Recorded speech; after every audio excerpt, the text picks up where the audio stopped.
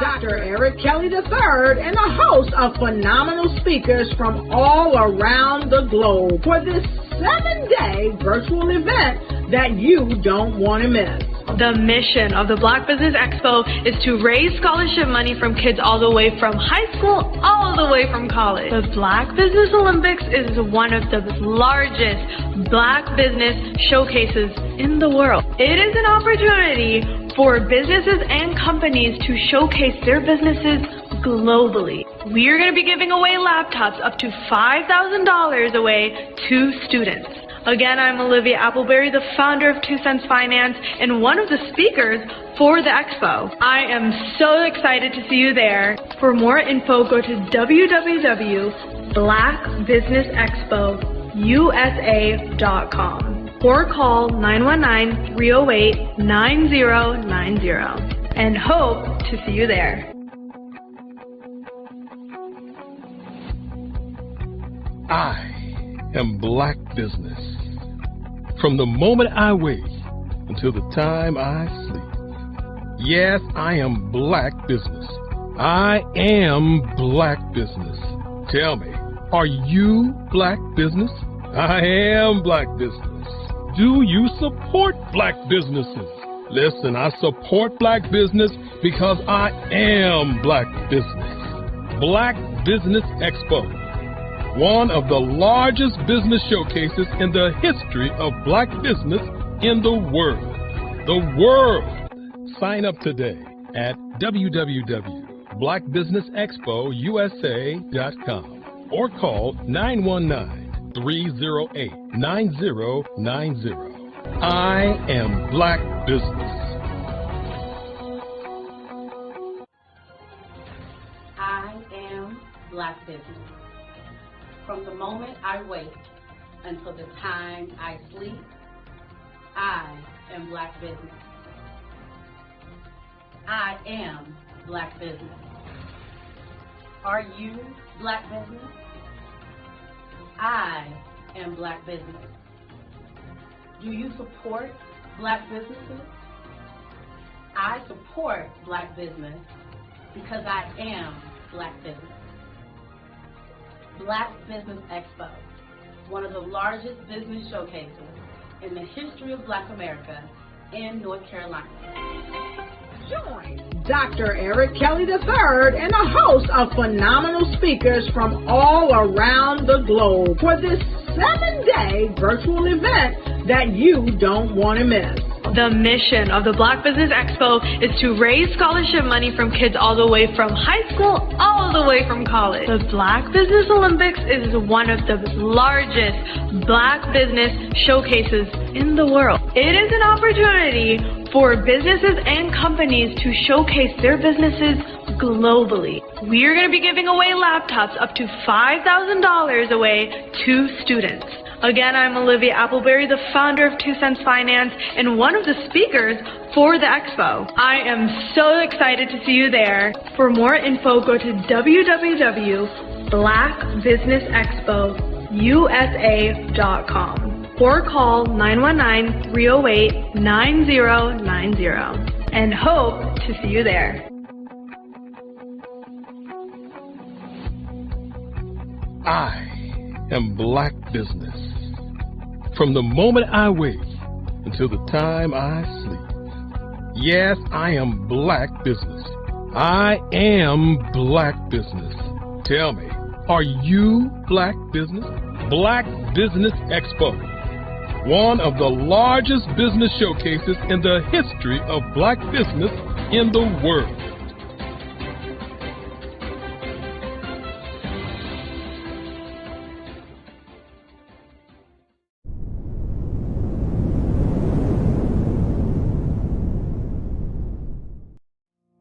Did you know that approximately 333.34 million businesses exist today, according to a report from 2021?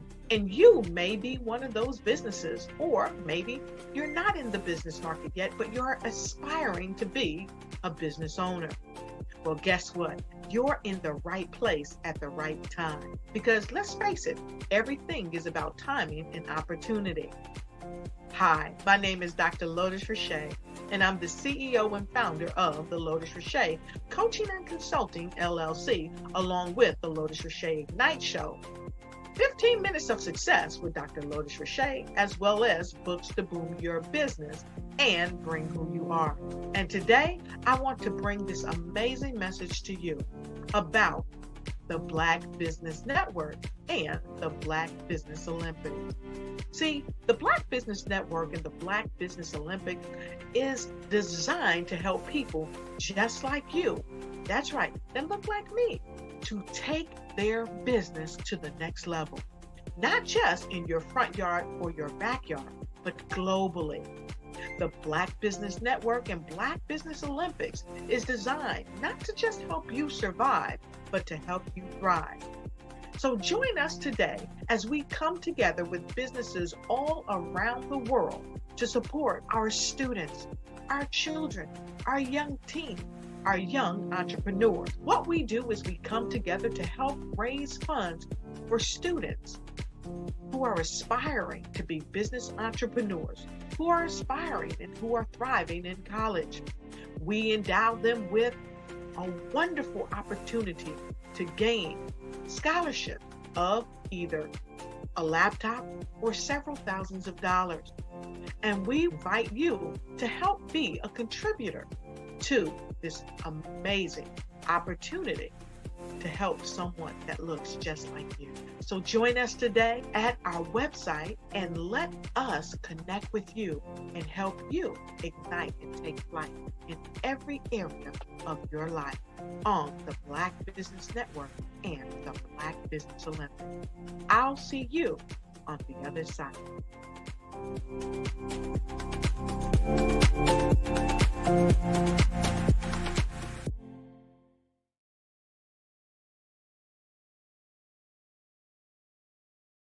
The Black Business Expo's mission is to raise funds for high school seniors going to college or K-12 entrepreneurs. This expo is a fundraiser for students. Please, you may go to www.blackbusinessexpousa.com to donate to the scholarship fund or use the Cash App at $BBXUSA. Our goal is to give laptops and up to $5,000 to 10 students. Students can register online at www.blackbusinessexpousa.com. Every dollar counts. Please donate to the Black Business Expo USA Scholarship Fund.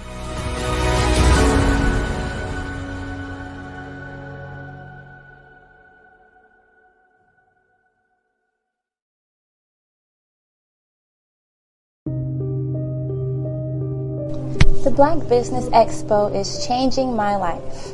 This year, they are giving away laptops and even $5,000 in cash to students just like me. I'm Alexis, and I want to go to college to fulfill my dream of becoming an entrepreneur. Help the Black Business Expo going to www.blackbusinessexpousa.com and also becoming a vendor, a sponsor, or donating.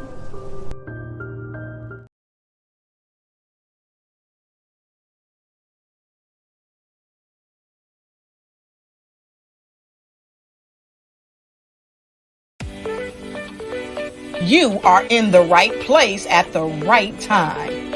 The Black Business Network opens again for its Black Business Olympics, a 24/7 broadcast on business, strategies, global branding, social media marketing, finance, advertisement, and much, much more.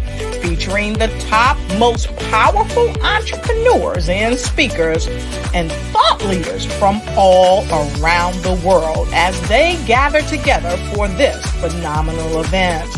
Join the Black Business Network streaming live into the metaverse, STEM City USA, Black Multiverse, Pod TV, Roku, Hulu, iHeartRadio, Apple TV, YouTube, TikTok, Instagram, Google Podcasts, Facebook, LinkedIn, IBM TV, Spotify, and Twitch.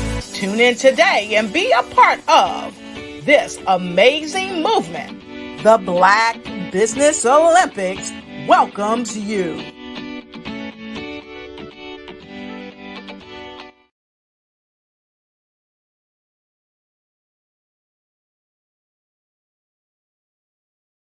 Over the past few years, we've seen the growth of existing and new initiatives focused on financial inclusion, building global networks, and reducing the wealth gap in response to the idea there's not enough seats at the table.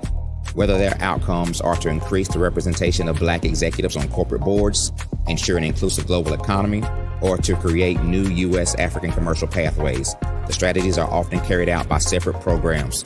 The question is, should they be? With the continent of Africa being home to more than half of the world's fastest growing economies, the youngest workforce, over 400 companies generating more than $1 billion annually, 700 generating more than $500 million annually that are poised for growth, and being the destination of nearly $5 billion in venture capital in 2021. Diversifying U.S. and Africa commercial engagement by building bridges between African businesses and their U.S. diaspora should begin being seen as mutually beneficial.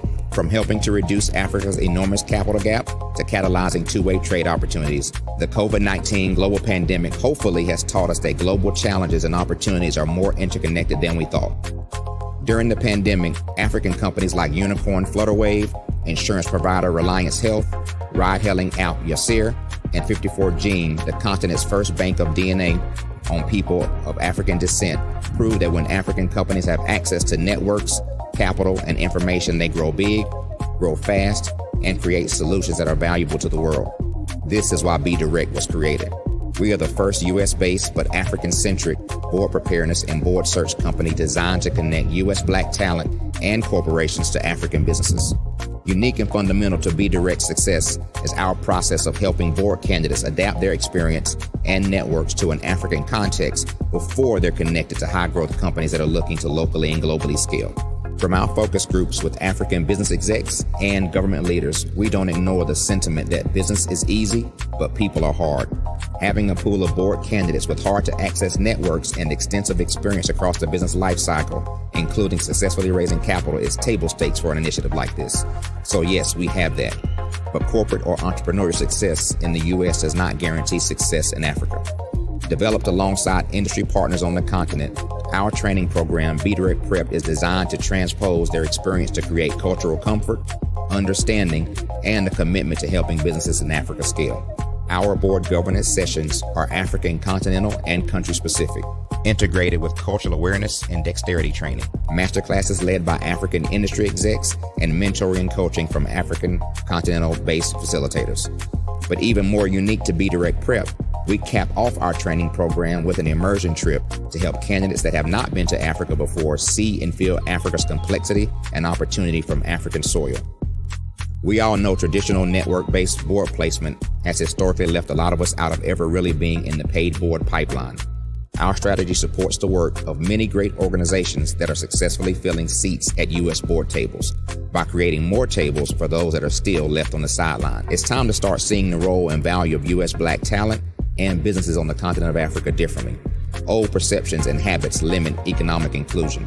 Let's transition Black talent and the African businesses they will support from the periphery of the global economy to its core.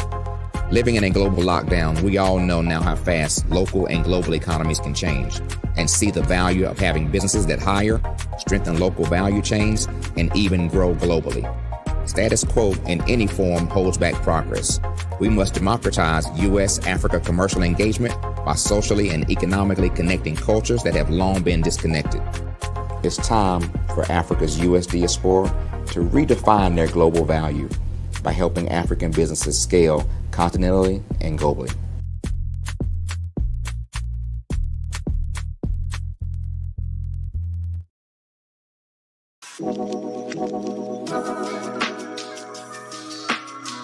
The African company and the African CEO is making a conscious decision to bring on someone external to the continent versus bringing on someone who is from Ghana or Kenya or South Africa.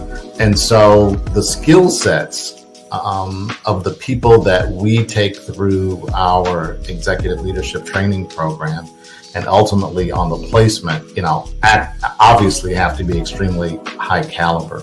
So what we look for are corporate executives at the vice president to C-suite level, as well as Black entrepreneurs. When we look at the Black corporate executives, we're looking for some very specific skill sets, whether that be around supply chain, sales and marketing, engineering, product development. We want our folks to be able to add immediate value to the corporate board, right? And the other thing is, even if they don't necessarily have specific industry experience, they're bringing a diversity of thought.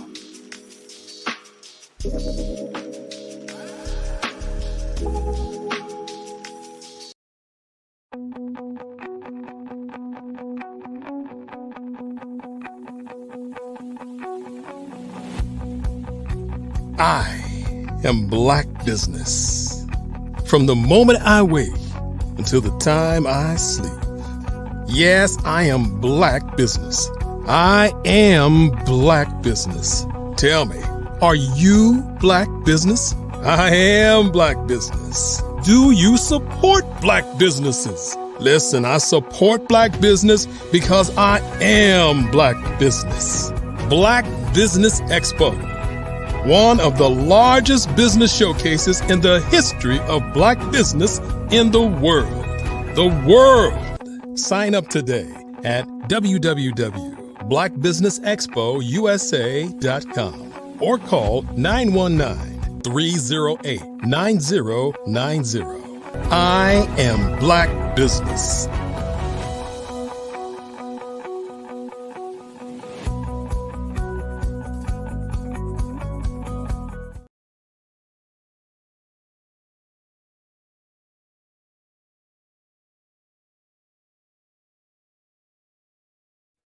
Hey everyone, it's Grant McGaw, CEO of 5-Star BDM and host of the award-winning Follow the Brand podcast and TV series, where I help you to build a 5-star brand that people will follow. My genius is personal brand development through intelligent communication and helping you achieve your business and career goals. I am a requested speaker on digital technology and brand development issues. I want to work with you to increase the value of your current opportunities while attracting new ones. Every one of you. Yes, sir. Got you. All right, I'm ready.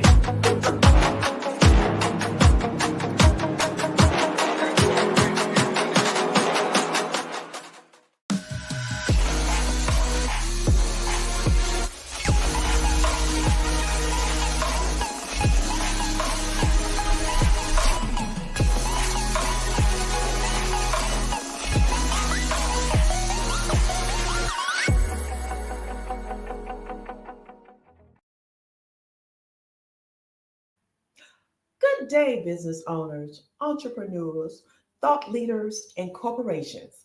Welcome to the Business Blackbird Network. My name is Joyce Williams. I am your business moderator for this session of the Black Business Network. The Black Business Network is a 24-hour business network showcasing Black businesses, business owners, entrepreneurs, and thought leaders worldwide. We have speakers from North Carolina, London, Singapore, Africa, Japan, and cities all over the United States. The Black Business Network is a global community sharing its business knowledge to empower, inspire, and educate businesses about business.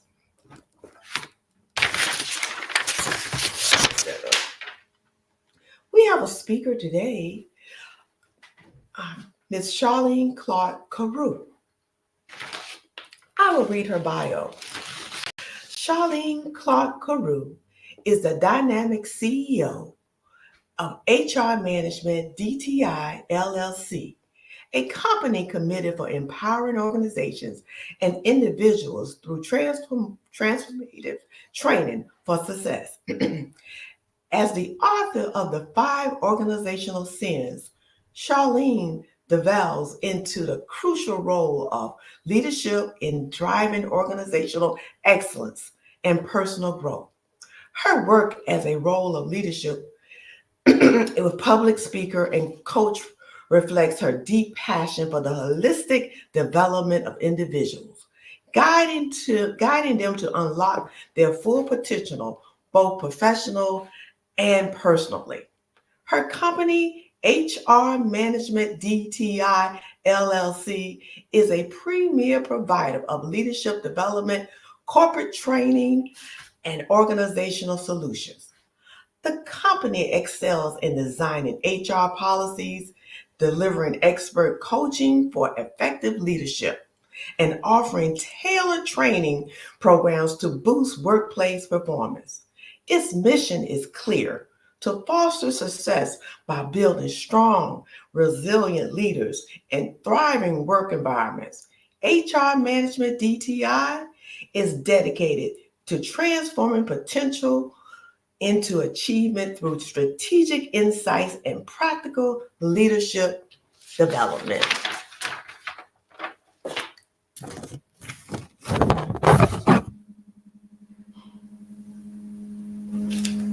I present to you Charlene Clark Carew.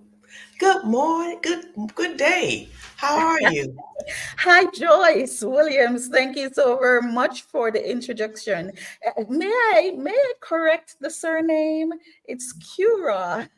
Oh, it's Kura. Okay, thank you. Awesome. Kura. I like that. I really like Thank that. you for the introduction. Now, good day, listeners, viewers. It's really, truly a privilege to be here before leaders, innovators, and change makers who, like me, are committed to shaping the future of the workplace and, of course, our communities. So each of us has a story that has brought us here. And as I share a bit of mine, I do hope it resonates and sparks inspiration in each of you. Now, starting my journey as a CEO of HR Management DTI LLC was one of the most significant steps in my career, driven by a profound belief that people, when nurtured and guided, can unlock incredible potential within themselves and for those around them. At HR Management DTI, our vision has always been to develop people in ways that elevate their organizations and enrich their lives. Today, I want to talk with you about some of the essential aspects of that journey: facing challenges, breaking free from fear, embracing discomfort, and of course, focusing on what truly matters. Now, let's start by addressing something many of us instinctively resist, and that is challenges. But challenges are not roadblocks. We often see them as roadblocks. They're not roadblocks. I like to think of them as the sculptor's tool that shapes our capabilities and resilience. They are indeed stepping stones on the path to growth and success, not barriers to stop us. In my experience working with leaders and organizations, I've seen firsthand how challenges can become fuel for innovation and development. My book, The 5 Organizational Sins, dive deeply into this concept. It shows how the mistakes we make, those leadership missteps that we often try to avoid, can be powerful learning experiences. Now, embracing our challenges rather than sidestepping them allows us to build stronger, more adaptable organizations. Leaders who view challenges as opportunities to improve, create resilient cultures, and also inspire those to follow suit. Think about it this way, viewers and listeners. If every challenge were eliminated, our growth would stall. Success would lack depth.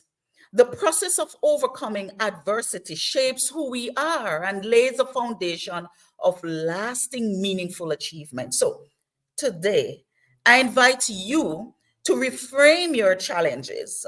Look at them as unique opportunities to strengthen your skills, enhance your understanding, and of course, sharpen your purpose.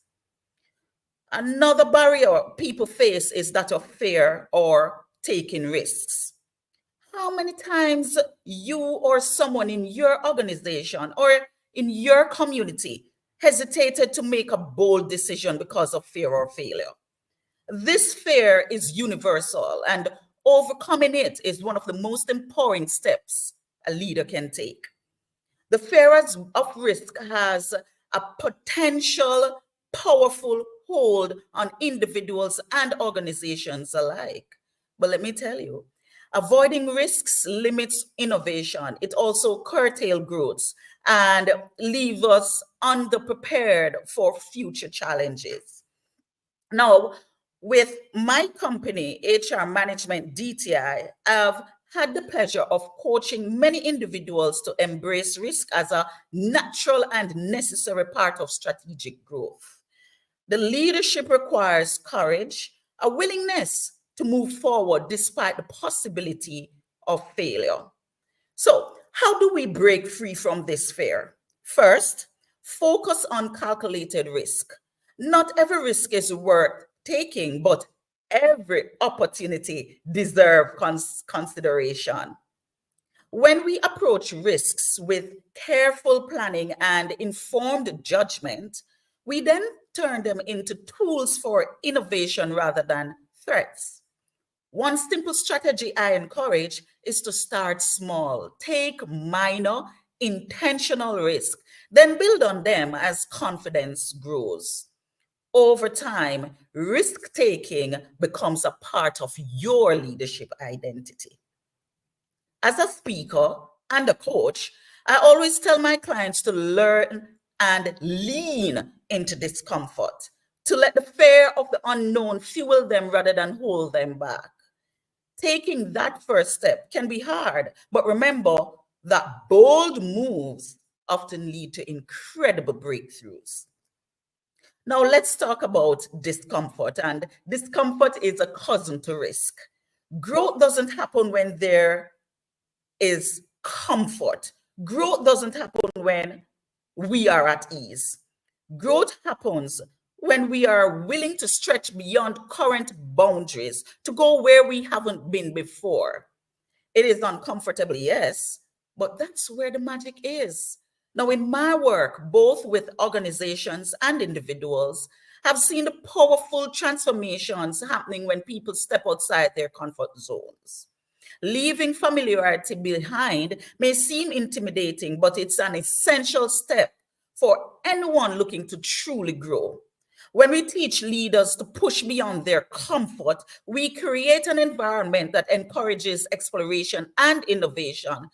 And this has a powerful effect on culture. Teams become more resilient, individuals become more confident, and everyone becomes more capable of handling change.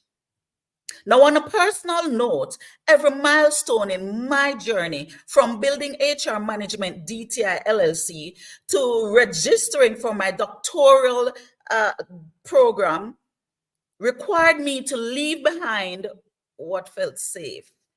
Embracing this discomfort has enriched my understanding and strengthened my commitment to growth. And it's a mindset I encourage every leader to adopt. Let's shift from the most critical elements in terms of leadership, in terms of success, in terms of growth, focusing on what truly matters. Now, in a world full of endless distractions and competing demands, how do we identify what deserves our attention?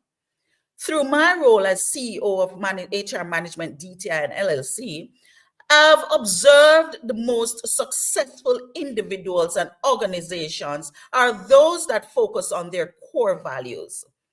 A purpose-driven focus enables us to prioritize what aligns with our vision and our goals, and it empowers us to let go of what doesn't deserve our highest purpose. At HR Management DTI, we help our clients identify and zero in on their fundamental values. This focus not only increases productivity, but also enhances satisfaction and well-being, both individually and, of course, collectively. Now, applying focus isn't always easy. It requires discipline and the ability to recognize distractions for what they are. And these distractions are merely obstacles to our success. Take a moment to ask yourself then, what truly matters? Then use that as your guidepost and make a habit of realigning with it. When our actions align with our deepest values, we find not only success, but also a greater sense of fulfillment. Allow me to share a story of transformation, one that embodies everything we've talked about thus far. A client, a leader of a fast-growing organization, came to my company overwhelmed, stuck in the comfort of routine and afraid to take risk. Through our work together, she learned to reframe her challenges, take calculated risks, and focus on her core priorities. As she applied these changes, her team noticed a transformation.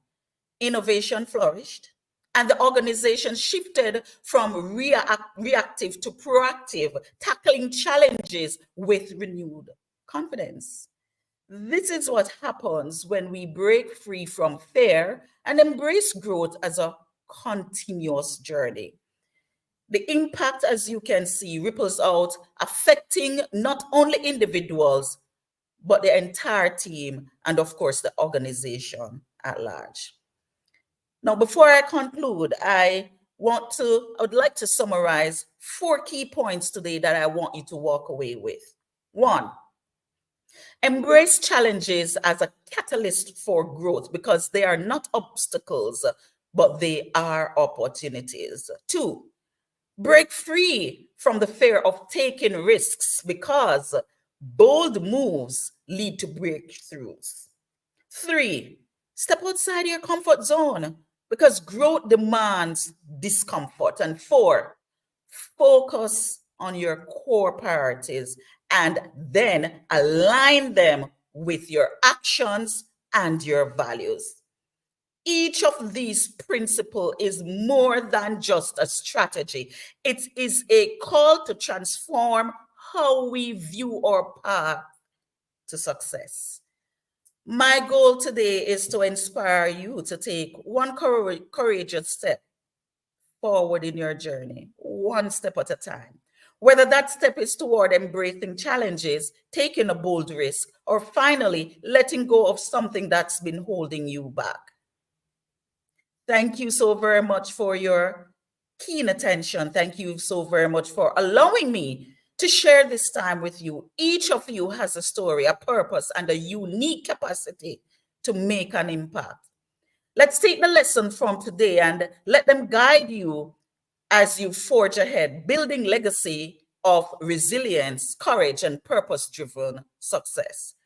And of course, if you need assistance, if you want your organizations to grow, if you want your communities to grow and to be successful, if you want mentorship, if you need mentorship, if you need ideas as to how to acquire success and remain on that journey, please reach out to HR Management DTI LLC at hrm@designtoinspire.com. Or you may feel free to connect with me on LinkedIn at Charlene Clark Cura. I'm also on Facebook at Charlene Clark Cura. We're here to serve you as we build a community, as we build our organization to realize success one step at a time. Thank you. And I look forward to seeing the incredible transformations each of you will bring to your teams, to your organization, and most importantly, to your own lives.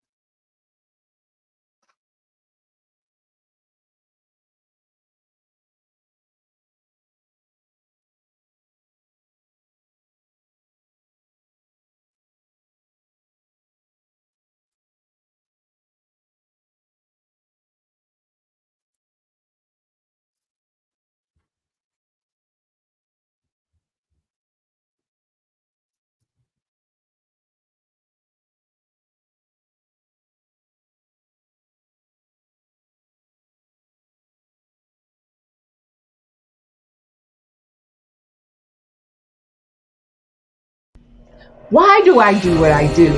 You know, my life coach asked me that a few years ago. And she said, Tony, what's your why? And I told her, and she said, girl, you've already accomplished that. Perhaps you need a new why. Hi, Tony Harris, Amy Hoydu with Say It Said Marketing, one of your students. And just wanted to say thank you, Tony Harris, for spending so much time with me and giving me that boost in my business that I so drastically needed.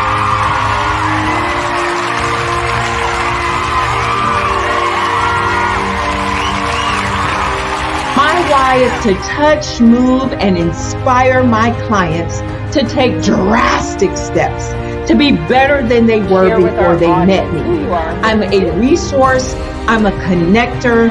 I want to help people build deeper relationships that are beneficial to their life and business. That's what I do best. So, first thing you got to do is show up.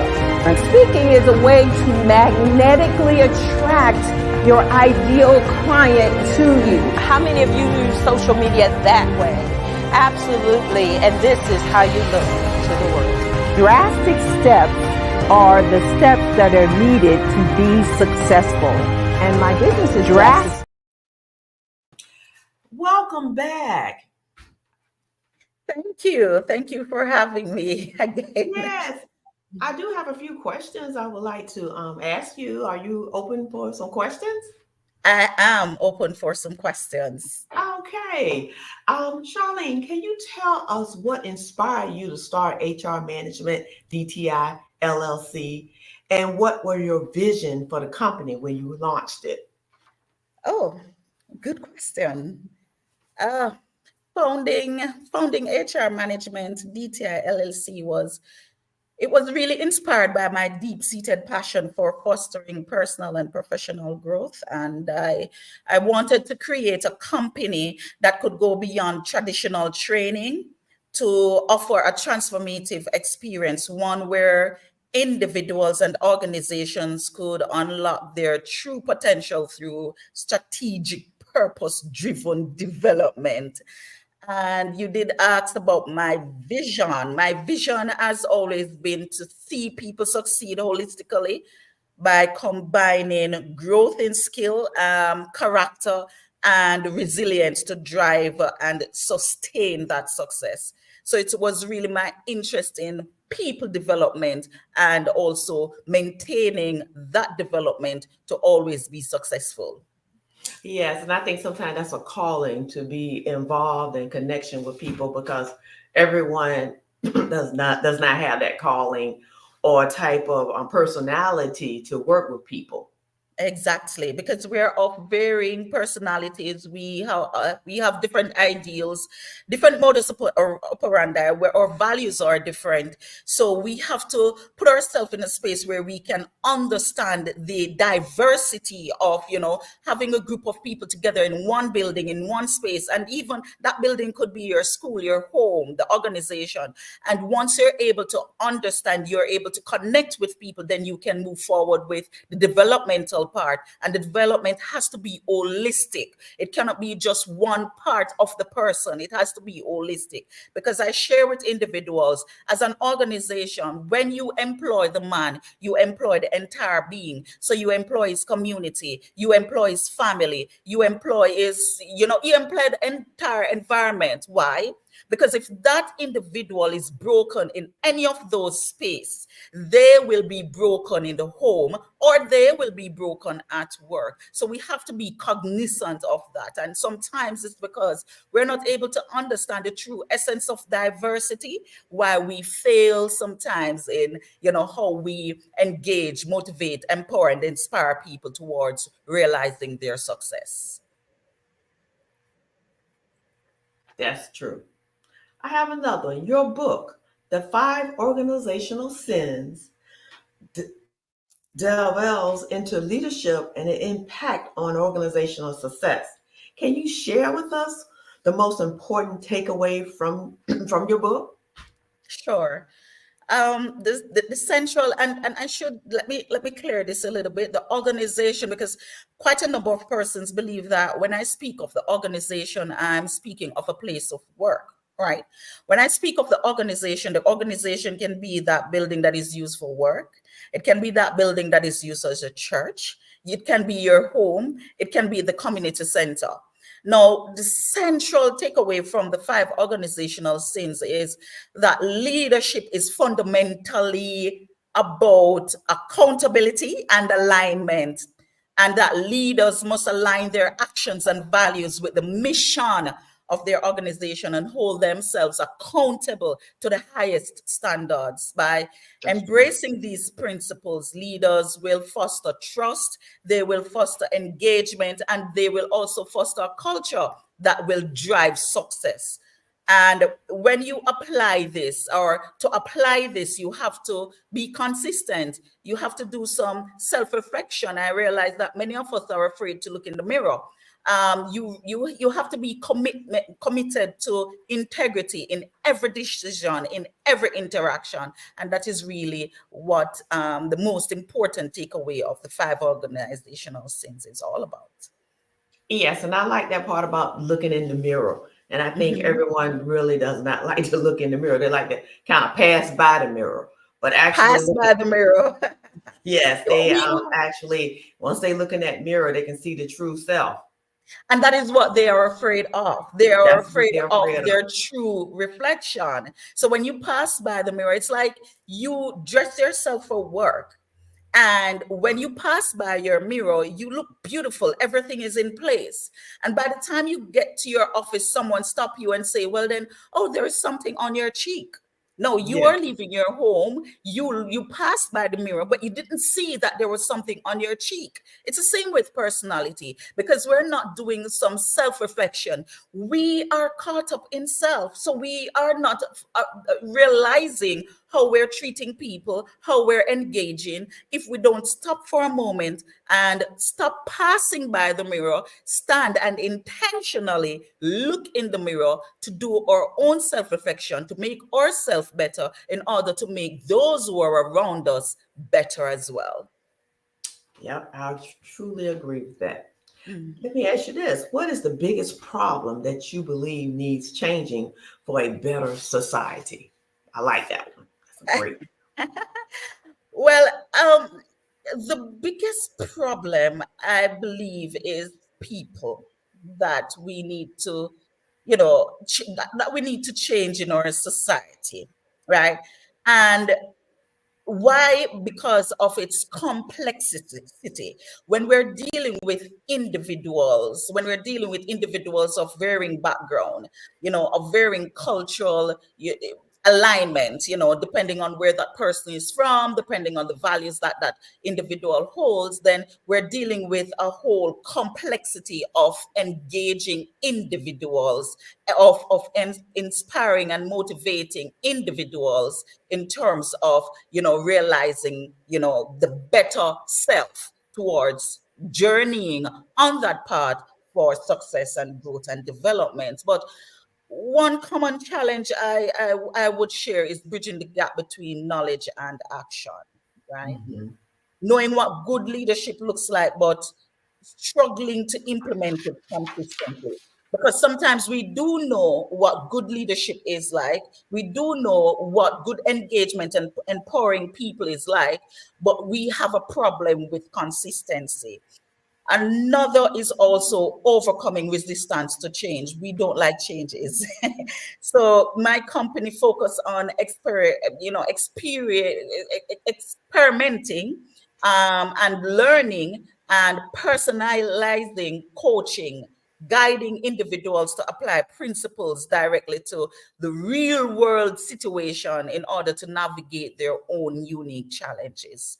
And I tailor programs based on the organization and its culture and strategic goals, so that the training, the engagement will feel relevant and actionable. And most important, it will remain relevant and valuable for the organization, or the community whom we would have engaged. Oh, great. That is true. Yeah, I thoroughly agree with you there. Let me ask you this one. As a public speaker, you inspire many people. How do you tailor your message to different audiences, whether they're corporate leaders or individuals looking to grow personally? There are many ways. There are many ways, and I'm still learning. I should tell you too that sometimes I tailor my message while I'm in the moment. Sometimes I might have an idea of what I want to speak with the individuals about, but when I'm in the moment, just by observing the audience and listening to their conversation, there and then I would tailor my message as well. So sometimes I do that in the space, and so there is no one way, but the key is to understand the specific needs and aspiration of each audience. And when you prepare for a delivery, because you're told about where you're going to make the delivery, the organization, the group of persons, whatever it is, you're given a title or a subject, and you prepare as such. When you get into the space, you'll realize sometimes, well, for me, that what you've prepared is not the reality of what exists, and you have to learn how to be flexible and adaptable, right? So for corporate leaders, I emphasize though on strategic thinking, resilience, and visionary leadership, often drawing on organizational examples. For individuals on a personal growth journey, I would focus more on self-reflection, purpose, and resilience. But no matter the audience, I aim to connect with their experiences and aspirations, so that each person feels understood, motivated, and equipped to make meaningful progress. And sometimes that happens in the moment. Yes. Yes, it's not something that sometimes is always rehearsed. Yeah. Yes, You sometimes you have to think on can't really rehearse all the time, And sometimes Yes. those are the most impactful engagement, when you're able to be so flexible that you are engaging a group of persons in the moment. Sometimes those are your most impactful engagement. And they are. Yes, I've experienced that myself. You're exactly right. Now, looking ahead, what are your future goals for HR Management DTI LLC? And how do you see the company continue to evolve to meet the needs of modern organizations?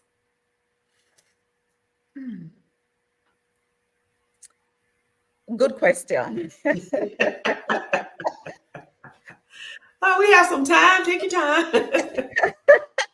It's floating here. Yeah, Right. I have so many, but my goal is to expand HR Management DTI's impact by developing new innovative programs that address emerging needs in leadership, including digital adaptability, diversity, and mental well-being.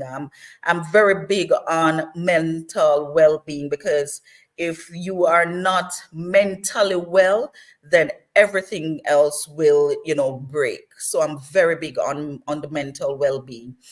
We are also focusing on global reach, providing resources to organizations around the world as they navigate rapid changes, because we recognize that people are afraid of changes. So we want persons to be comfortable with changes, or it's okay to be uncomfortable. Tell you what, it's okay to be uncomfortable with changes because nothing grows where there is comfort. But the willingness to learn and adapt is what we preach. My vision is to see HR Management DTI LLC as a catalyst for a new era of resilient, purpose-driven leadership across industries. Whether you're in Jamaica, by the way, I am connecting with you from Jamaica. So whether you're in Jamaica, whether you're in the United States of America, whether you're in India, wherever you are, we want HR Management DTI to be that catalyst that will enable your resilience and, will enable growth and development. So that is my vision. That is a great vision, and I thoroughly understand that, because everyone, I don't think anyone likes change, and having that type of your program and your company to help with change, that's an excellent tool. And also mentally, because sometimes when you have change, that's a mental thing. So I think everybody goes on to from a 1 to get excited and go from stress level from 1 to 10 real fast when something has to be changed. So right. I think It's a fear of the unknown. It's a fear of the unknown. What will happen? What is going to happen? Am I going to still be relevant? And that is why it is important for you to be flexible, to stay abreast with what is happening in the work field. Look at the new trends. Don't be afraid of shifting, changing, because sometimes you believe that you have a calling. But of course, sometimes you need to, again, do some introspection and realize when that calling has changed. And you have to go with the change, because guess what? If you don't go, you're going to be stagnant, and you don't want to remain in a space where nothing is growing. So it's really the fear of the unknown that causes individuals to fear change. I was there once, way back in the day. I didn't really like change. Now I embrace it. I enjoy it. I enjoy the journey. I enjoy the failure, because I do know without failing, you can't be successful. So when I fail, I'm like, okay, I've failed. What do I need to do to ensure that the next time when I move forward, I'm successful? Again, we didn't born knowing how to walk. Many of us, we fell quite a number of times, but here we are running. Yes. And if we did not practice, even as adults, we would not be walking. Yes. So it takes practice, and it takes that resilience that you have to apply to the practice, and it takes consistency. But most of all, it takes a mindset that, hey, this is a change, and it's going to bring forth frustration. It will bring a number of failure, but guess what? I am looking ahead. There's a reason why they say that the light is at the end of the tunnel. Many of us, we don't understand that phrase. But before you can get to the end of the tunnel, to be in the light, you have to traverse the darkness. So the darkness is really the challenges that you have to go through before you see that light. Now, if you want to see that light, you have to embrace the darkness, understand that there might be spiders, there might be lizards, there might be this, there might be that. But at the end of the day, what is it that you do want? Are you going to quit and turn back? Because if you turn back, you're turning back in the darkness to remain in the darkness. That's very good. That's a very motivational statement there. Yes. Because we always have to crawl before we walk, but when we crawling, we stand up and then we fall down. And I think sometimes we are always taught that we are never taught about failure. We are always taught about, you got to do what you need to do, and then when failure happens, that's when we don't know what to do when it falls. So you're in a good place, and I think your organization will definitely give some great insight to individuals, because it's not a particular age. You can be 70 or 60 or 25 or 30, and I think sometimes we're built on being a perfectionist. And when you're a perfectionist, you're really over the top sometimes. And when you do fail, I think that's when the mental impact hits the individual, where they felt like they were supposed to, they had to be here, but they didn't make it at that particular step at that particular time. So they need that extra push when they can't make it to that particular lifestyle or a position. Yes, because face it, you do have persons who are intrinsically motivated and extrinsically motivated. But you spoke about those persons who want to be a perfectionist, and when you strive to be a perfectionist, it comes with a bit of rigidity. And when you are rigid, you are not able to adapt, you're not flexible. In my book, The 5 Organizational Sins, which of course is available on Amazon, I spoke about the ego, and when being a perfectionist to the point where you're not able to accept failure and to grow and to be flexible, it aligns somewhat with being egoistic. Right. So, yes, we have to really understand that being rigid will not help with our success, because success requires flexibility. Success requires failing. So if you are a perfectionist, you will never be successful. It will look like you're succeeding, but something is failing. That's right. Well, Charlene, can you tell us how can we get in contact with you? Your information, your email address, and everything. And everything. All right. So my email address is hrm@designed,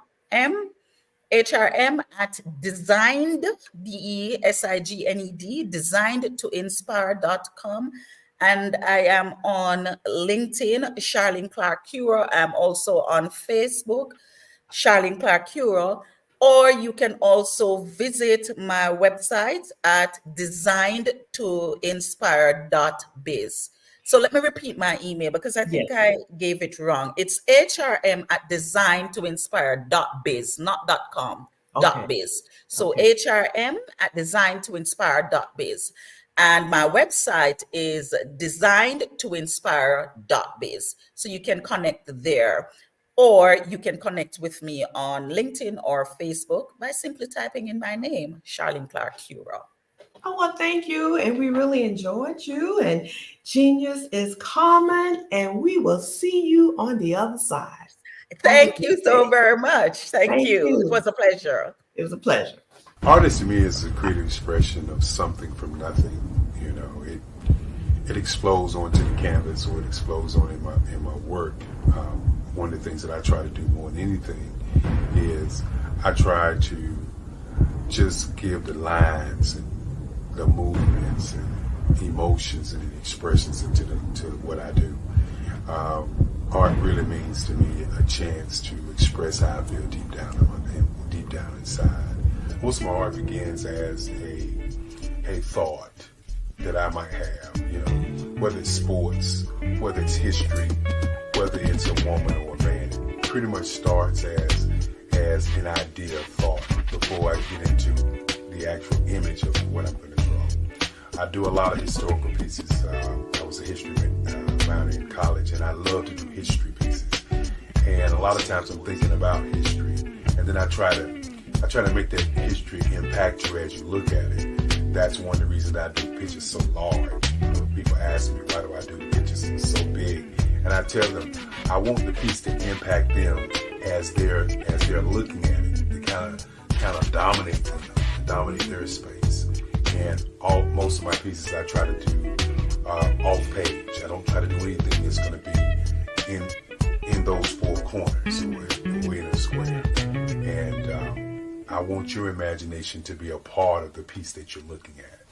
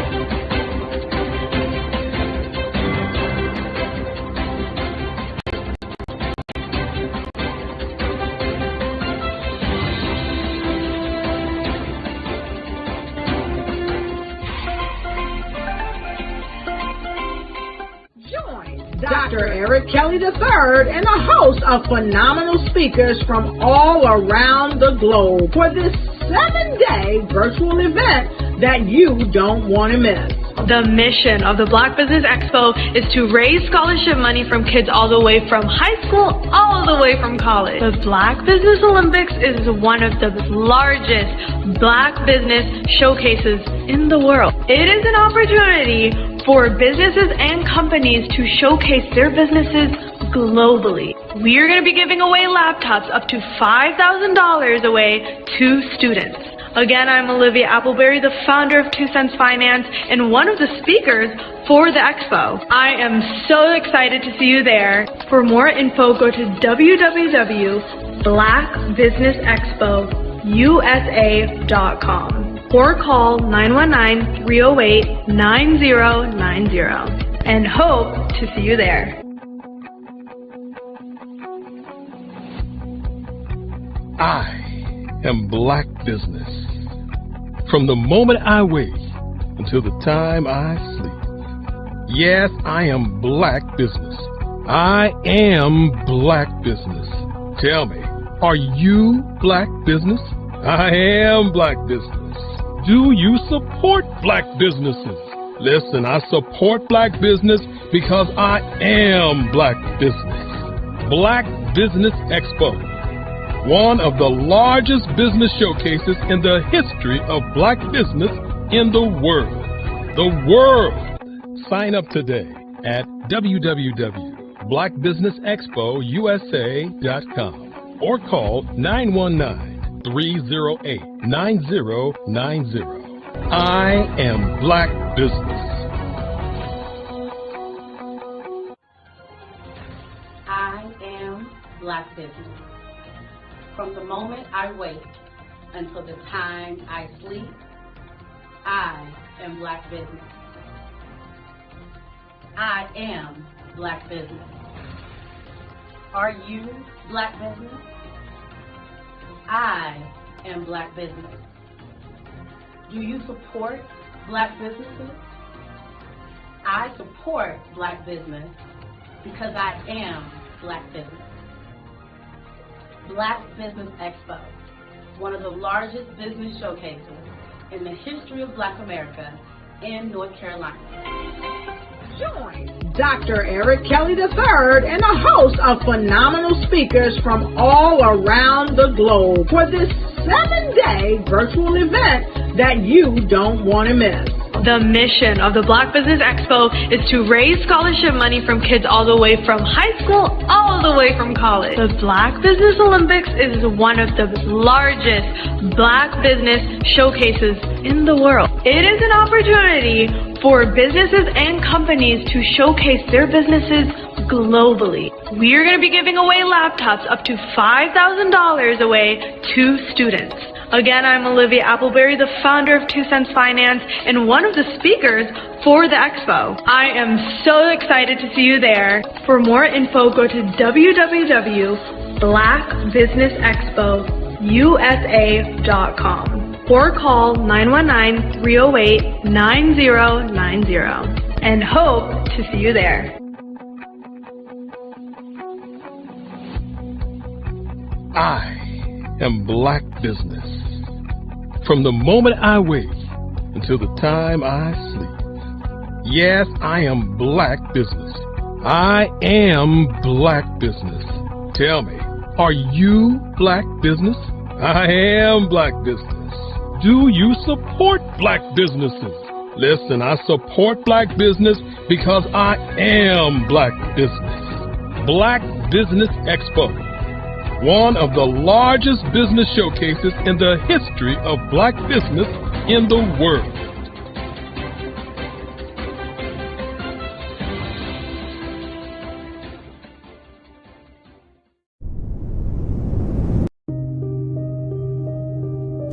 The Black Business Expo is changing my life.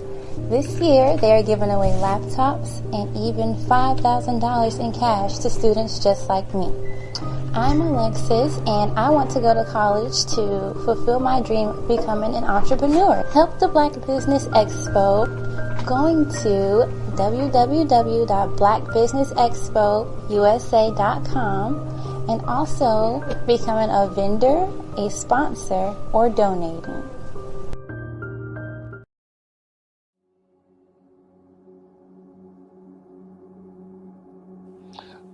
I was born and raised in southeastern West Virginia, the coal fields. My father was an AME minister. For me, I was very fortunate. Even though I grew up in the segregated South, I was surrounded by flourishing Black businesses, doctors, lawyers, bankers, dentists. They were all there and they were all successful. And I guess that's part of my dream, is to see that success come back. My name is Joseph Simmons, and I am the founder of the Center for Micro-Entrepreneurial Training. We have this moment in time where we can change the trajectory of people. And our focus is on women, Black and brown entrepreneurs, and their access to capital, their ability to build thriving businesses, the ability to employ people. There's a study that showed that in those three communities, especially Black and brown communities, $1 stays in those communities for 30 minutes. In white community, $1 stays in their communities for 8 hours. So think about it. For you in a Black or brown community to get gas, to get food, to go to a restaurant, you've got to leave your community, take those dollars out of that community and take it to another community that's already being well served. So if we can reverse that, if we can go from 30 minutes to an hour to 2 hours, that's progress. That's what we need to do. I was with SCORE. And then in May of 2020, of course, the events happened in regards to the murder of George Floyd. The other thing that I was experiencing was the denials of federal funds for small businesses. And it revolved around one thing. These businesses were not being prepared for grants and for government programs. And I came up with the idea for the Center for Micro-Entrepreneurial based off those two things. Morgan Stanley had a report out in 2020, first quarter, and it talked about there were three groups that were massively devastated by COVID-19 on their business. That was 1, women, number 2, Black, and number 3, brown entrepreneurs. The research showed that they had less cash on hand, they had less opportunity to go into a bank and get money, and they were very dependent on family and friends to keep their business up and running. If we can focus on those three groups, then we can have a dramatic impact on our communities. Really, the focus is on 3 areas. And those 3 areas are 1, the people, number 2, the courses, and number 3, a support network. Here at CMAT, we will provide you with the fundamentals for generational success. And you will be creating a vibrant community by attending our 5-day immersive training course.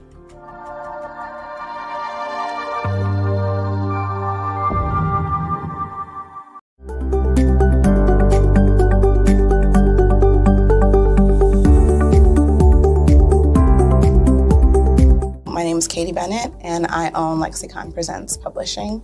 We are a publishing and media company that helps you take your story and share it with the world.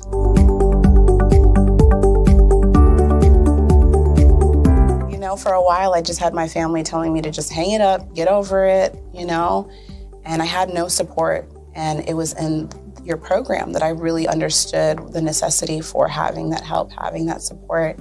And so now I actually feel like a CEO as we scale, as our clientele changes, as my company is opening doors for other people to, you know, take care of their families. It's just completely changed from just a mom who was publishing books.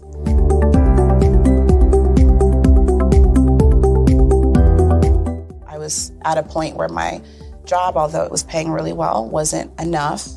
And my business was always in the red. And I was tired of it. And so I came in just hoping to get some sort of help to just not end up in the red every month.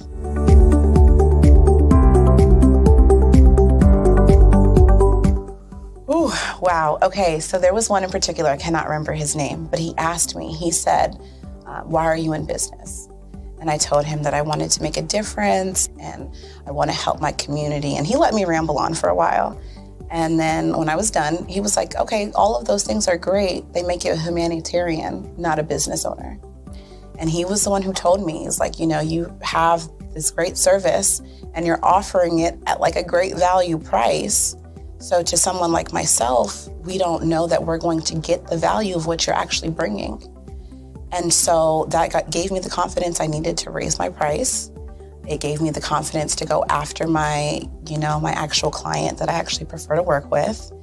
And it really just changed everything for me. I don't think without him kind of giving me that push, I don't think I would have gotten to this point or position.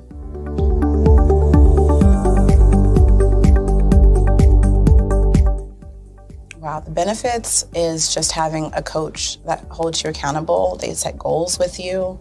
That's been my favorite part. She has amazing experience, and so she brings her strategies and her ideas, and she helped me narrow down, what services I actually wanted to offer, how I could actually continue to offer it, how many clients at one time could I have. All of the information that she's given has just really transformed my entire company. And so I know I would have never gotten to where I am today and having some of these partnerships that I'm, having now without her help.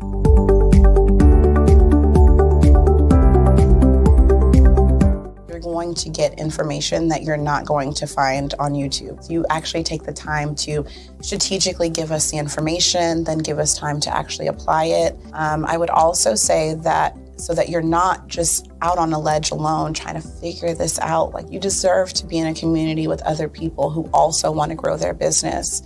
And then finally, the biggest thing I think I took away from CMET was that I had a whole office in Longwood, I still do, and at the time I had not paid my business tax receipt. I didn't know that was something you had to do. So that was like one of the first couple days of information, and I'm like, oh my gosh, let me go get that together right now. So I'm really glad that, CMET was there for myself, and anybody else who has the opportunity, they need to do it.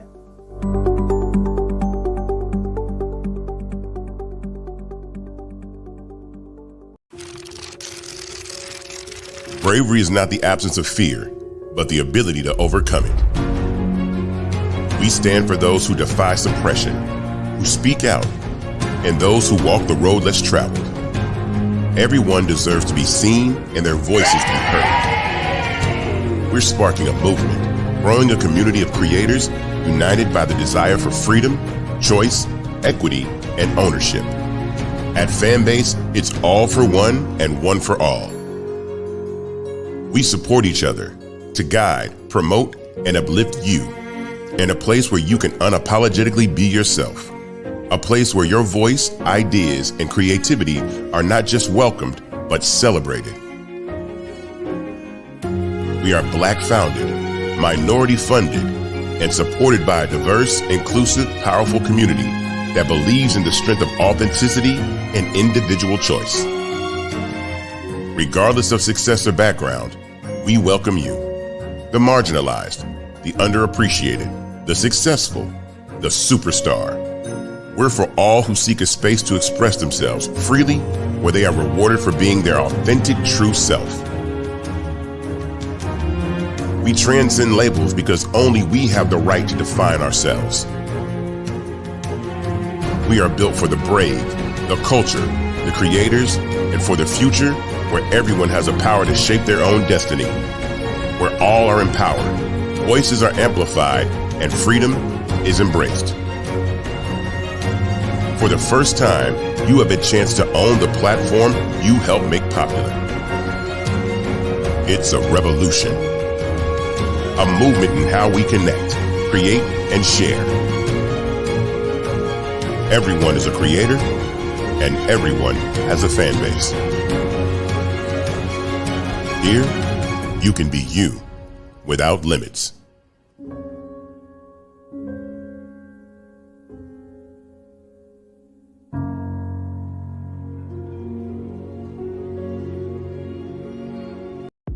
The Black Business Network and Black Business Olympics are essential platforms for Black business owners globally. They provide the tools and support you need to succeed in today's competitive marketplace. Join us today as we collaborate together with businesses from around the world to support our children, students, and young future entrepreneurs, Black businesses and corporations. We raise funds for students going to college and young entrepreneurs who are aspiring to be business owners, and we invite you to be a contributor today. Visit the website www.blackbusinessexpousa.com to connect with and learn more about how the Black Business Network and Black Business Olympics can help you not only share your amazing business story to businesses, but also serve future generations.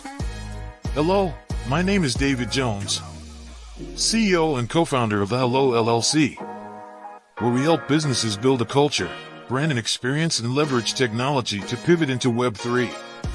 Join the Black Business Network streaming live into Roku, Metaverse, STEM City, Black Multiverse Enterprises, Hulu, YouTube, iHeartRadio, Apple, Facebook, LinkedIn, Spotify, Twitch, and Google Podcasts. Tune in, turn on, and let's thrive.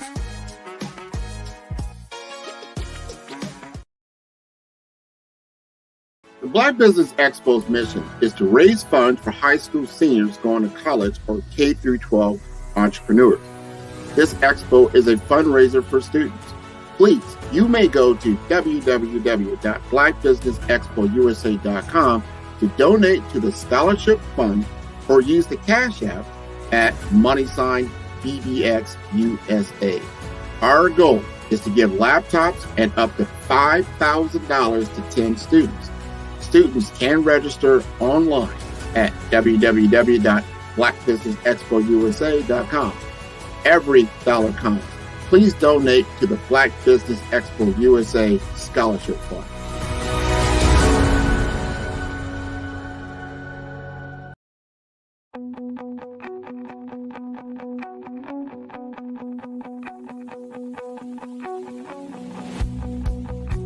I am Black Business. From the moment I wake until the time I sleep. Yes, I am Black Business. I am Black Business. Tell me, are you Black Business? I am Black Business. Do you support Black businesses? Listen, I support Black business because I am Black Business. Black Business Expo, one of the largest business showcases in the history of Black business in the world. The world! Sign up today at www.blackbusinessexpousa.com or call 919-308-9090. I am Black Business.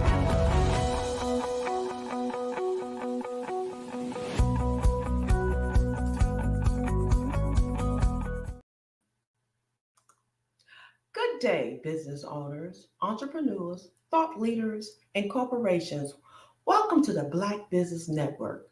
My name is Joyce Williams. I am a business moderator for this session of the Black Business Network. The Black Business Network is a 24-hour business network showcasing Black businesses, business owners, entrepreneurs, and thought leaders worldwide. We have speakers from North Carolina, London, Singapore, Africa, Japan, and cities all over the United States. The Black Business Network is a global community sharing its business knowledge to empower, inspire, and educate businesses about business. Our next speaker is Virgil Thornton. His bio is Virgil Thornton Sr. is a native of Hampton, Virginia, and he has been happily married for 35 years to Dr. Michelle Boone Thornton, a college professor. Virgil is a proud father of twin daughters and one son. He is a certified foster and respite care parent, a member of the Hampton Roads community of 200 plus men, mentoring and education, and a certified member of the John C. Maxwell Leadership Speaking and Coaching Group.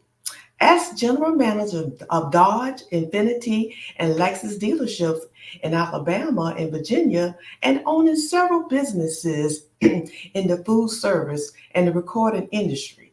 He has led several teams and hundreds of individual meetings and exceeded their businesses and personal goals. He currently serves as the president of CNV Communicators, which he provides public speaking, executive coaching, and mentoring training. So, Virgil, our next voice who you will hear will be Virgil Thornton. Virgil, I will see you on the other side.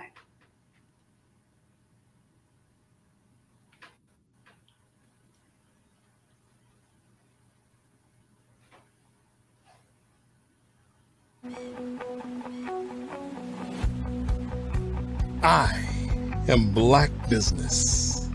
From the moment I wake until the time I sleep. Yes, I am Black Business. I am Black Business. Tell me, are you Black Business? I am Black Business. Do you support Black businesses? Listen, I support Black business because I am Black Business. Black Business Expo, one of the largest business showcases in the history of Black business in the world. The world! Sign up today at www.blackbusinessexpousa.com or call 919-308-9090. I am Black Business.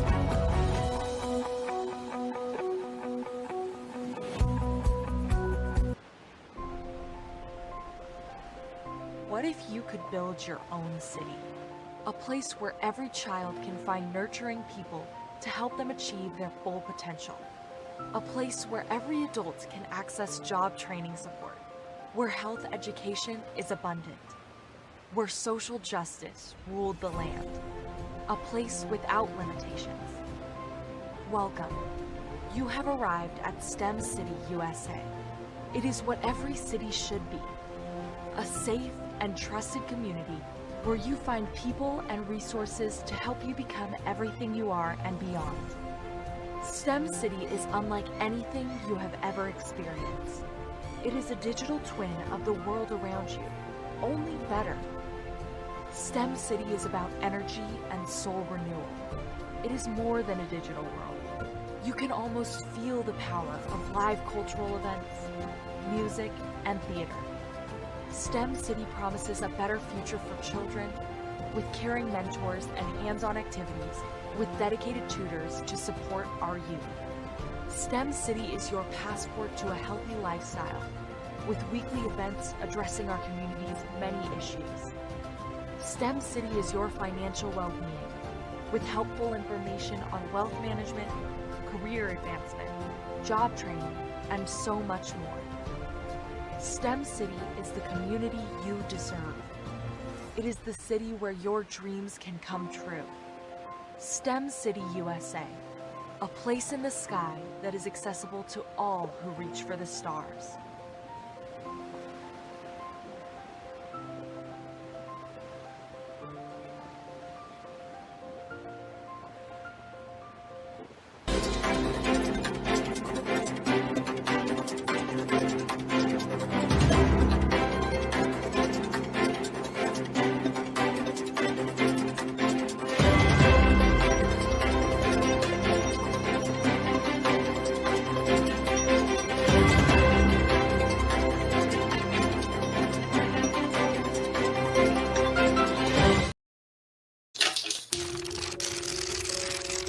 Bravery is not the absence. Hey everyone, it's Grant McGaw, CEO of 5-Star BDM and host of the award-winning Follow the Brand podcast and TV series, where I help you to build a 5-star brand that people will follow. My genius is personal brand development through intelligent communication and helping you achieve your business and career goals. I am a requested speaker on digital technology and brand development issues.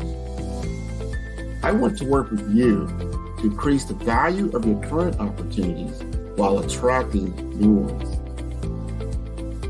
Every one of you is unique, and we all share challenges that can be addressed through smart branding. As a super connector, I work with you as an executive coach to to guide you along the complicated business and career development road, providing the enhancement tools and information you need to succeed. Together, I will help you succeed in today's challenging business climate. I will evaluate and measure your progress. Best of all, I am right alongside you every step of the way. Build the brand called you. Genius is coming.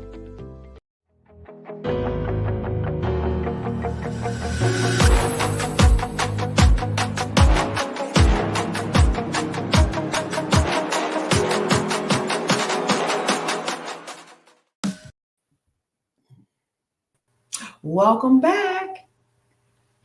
Good morning, Virgil. How are you today? Good morning. How are you? Great. Fantastic.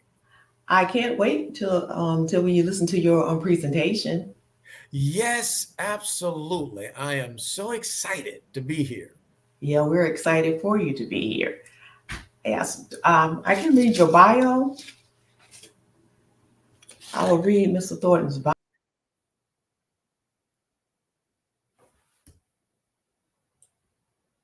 Hello, ladies and gentlemen. Virgil Thornton here with CMV Communicators, LLC.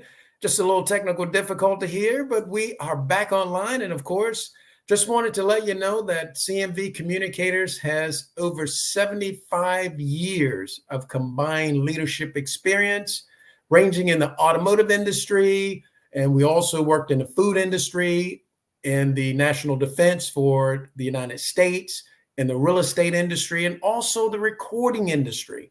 And all of that has to deal with leadership. We are a company, and what we do is we help emerging leaders to become good leaders and good leaders to become exceptional leaders. So our motto is, if exceptional leadership is what you seek, producing extraordinary results that can't be beat, then become a cut above the rest and put CMV Communicators executive coaching team to the test. Because the road to success is too long and life itself is too short for you or your team to be producing anything less than your best. So at CMV Communicators, we help leaders to become exceptional leaders and reach their peak potential. So we ask, not how did he die, but how did he live? Not what did he gain, but what did he give? For these are the merits that measure the worth of a man as a man, regardless of birth. Not what was her station, but has she a heart? And how did she play her God-given part? We as leaders and business owners have a part to play in this experience we call life. And today I'm going to decode some of the characteristics and attributes that are synonymous with effective leadership. It is Dr. Martin Luther King Jr. who is noted for quoting John Donne, the great essayist, who says, "No man or woman is an island unto himself or herself, but a part of the whole." And as business leaders and emerging leaders and entrepreneurs, we have a responsibility to be the standard of exceptional leadership to our teams and those who follow us. So again, today we're going to decode some of those characteristics and attributes associated with effective leadership. And one of those attributes that we'll be looking at today is a visionary leader. Because without vision, it is said man or woman will perish. So we need vision. And when we look at a visionary, what is a visionary? A visionary is one who articulates a compelling vision. And as an entrepreneur, that's what we want to do for our followers. And as CMV Communicators, that is what we do with those with whom we coach. We try and find out what is their vision for themselves and for their business. And being a visionary, we must embrace curiosity and commit to a lifelong learning process. And that is, of course, embracing new ideas that's in your industry and also different perspectives. It is said that if you want to continue to get the same results, keep doing the same thing. So we want to embrace new perspectives. We also want to challenge the status quo because we must question traditional practices and seek innovative problem-solving solutions because there are many ways to solve different problems. And sometimes we have to step outside of the frame to see what the picture is all about. So we, again, must challenge that status quo. This is how we've always done it, and this is the way it'll always be. And of course, you'll always get those same results. And I'm quite sure you've been in situations where you've either come to a job or come to a project. And of course, some of the seniors will say, this is the way we've always done it. Well, we need to embrace new ideas. Think about technology and how quickly it's changing. So we also want to, in our visionary process of leading, is develop a future-oriented way of thinking, not just thinking about what is, but what can be. And of course, we look at the past, we learn from it. And then we look at the present and we build upon the past, but we look forward to the future. So we want to develop a future-oriented way of thinking, anticipating future trends and opportunities and challenges. So this is the way you may be doing business today, but what does the future hold for the way you'll be doing business in the future? Case in point, look at AI and how it's actually integrated now in just about every aspect of business. So we want to continue to question the status quo. We want to embrace, of course, curiosity and lifelong learning because we can always learn. My mentors always told me we're never too old to learn a lesson and we're never too young to give a lesson. So we always want to be learning. And of course, there's actionable steps that we can take to build on that visionary leadership that we want to engage with our followers. And that is, of course, attending diverse events, conferences, engaging in conversations with people from different backgrounds, and sometimes have a broader perspective, even on life, than what we do. And of course, right here on this network, there's a lot of different ideas that's going to be presented, and we want to tune into those ideas and those lessons that's going to be taught to us. Also, some other actionable steps we can take as far as building upon our visionary leadership skills is to always question, what if? Or even, why not? Why can't we drive 100 miles on one charge of a battery? Now we're driving 300 miles. And of course, looking futuristically in the automotive industry, there'll be a time where we'll be driving 1,000, 2,000 miles on a battery. So what if we did business a little bit differently? What if we approached it one way versus another? So we always want to be curious about how to gain better perspectives in doing things the way that we are in our perspective fields. Also, we want to explore new technologies and new business models and methodologies, because again, the more we can take in as far as knowledge in different ways of doing things, it broadens our vision in the way that we can. So as a visionary leader, those are some of the things that we definitely want to keep in mind in regards to building our skills in being a visionary leader.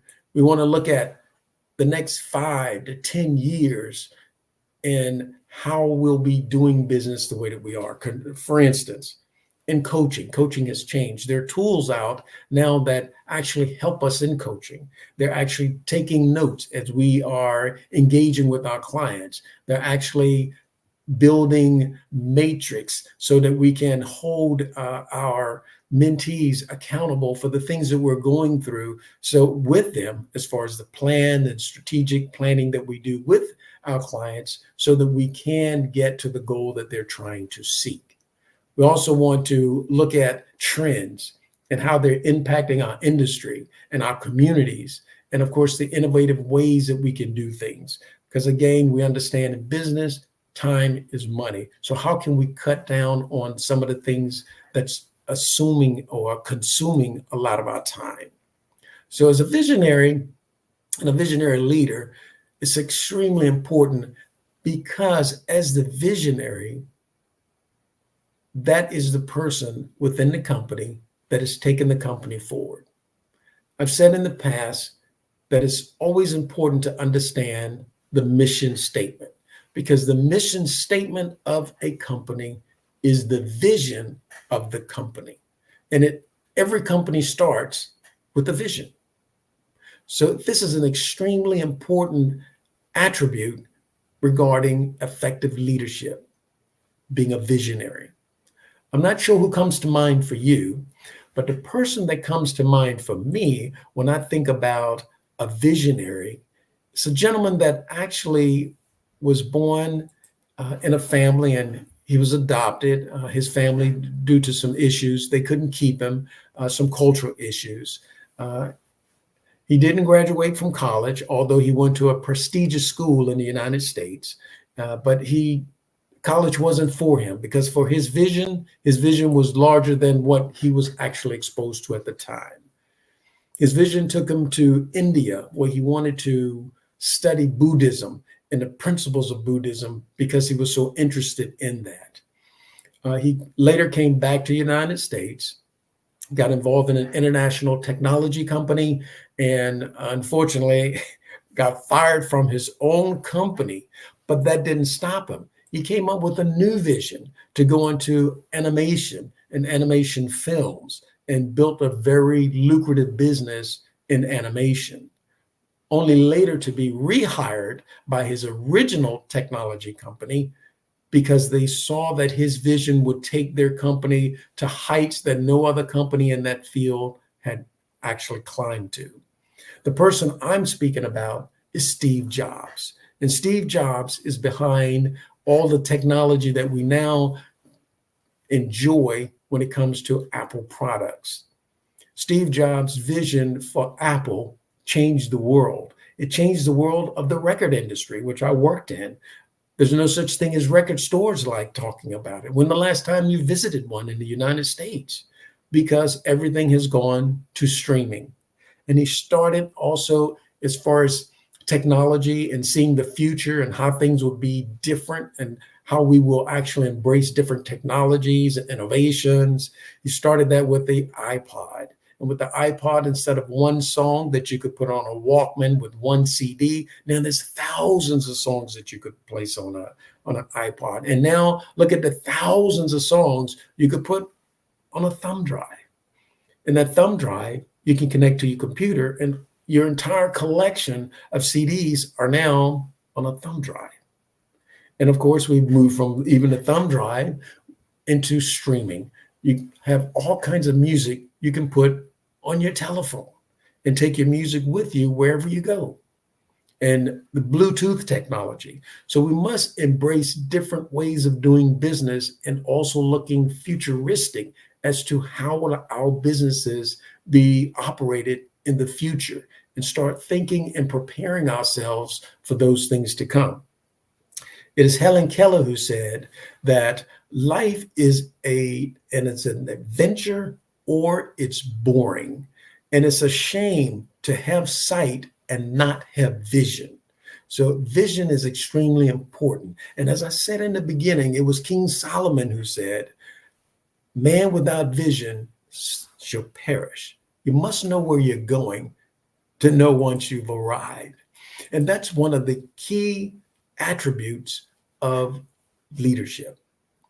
And as we move forward, because again, I want to not only let you know what we do here at CMV Communicators in our coaching and leadership training, but also to give you some nuggets to think about in regards to you can have some actionable things as soon as you get off this this telecast to be able to put into action and maybe sit back and think about where are you going in your business? Where would you like to go in your business? And of course, a coach can help you get there. And that's one of the things, of course, we do at CMV Communicators. We provide coaching. As we move forward, as far as another attribute that is extremely important to effective leadership, that is adaptability. So what is adaptability? Adaptability is nothing more than the ability to adjust. And as business leaders, and definitely as leaders, we must have the ability to adjust because things won't always be linear. Sometimes they're jagged. We'll go in one direction only to go in another direction, but there is a vision as to what the end point will be. So we must be flexible, and that is, of course, being adaptable. And we must practice an open-mindedness, and that, of course, is to challenge our assumptions and actively seek out diverse viewpoints, because it is said that no one person is smarter than the entire group. So we want to gain as many viewpoints as possible, but of course take somewhat of a grocery store technique. Although we may have taken on these viewpoints, it doesn't necessarily mean we're going to engage in all those viewpoints, especially immediately. Some things come along later on in the process. And of course, being adaptable and have an adaptability is one of those effective attributes of leadership. We want to embrace continuous learning. Knowledge contextualizes fear to better address challenges and manage change. The speaker before me was speaking about change and how we don't like to change, and people sometimes fear change. And of course, we've identified that in the business world, and then we have change management. Change can be a good thing, and most of the time it is, because if we continue to do what we've always done, we'll always get, we've always gotten. So yes, we need to embrace change, but knowledge contextualizes the fear that's associated with it.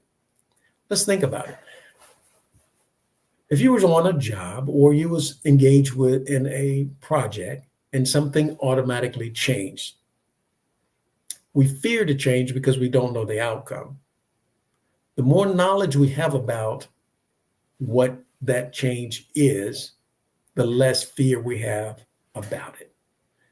It is said that public speaking is one of the number one fears of most people in the world.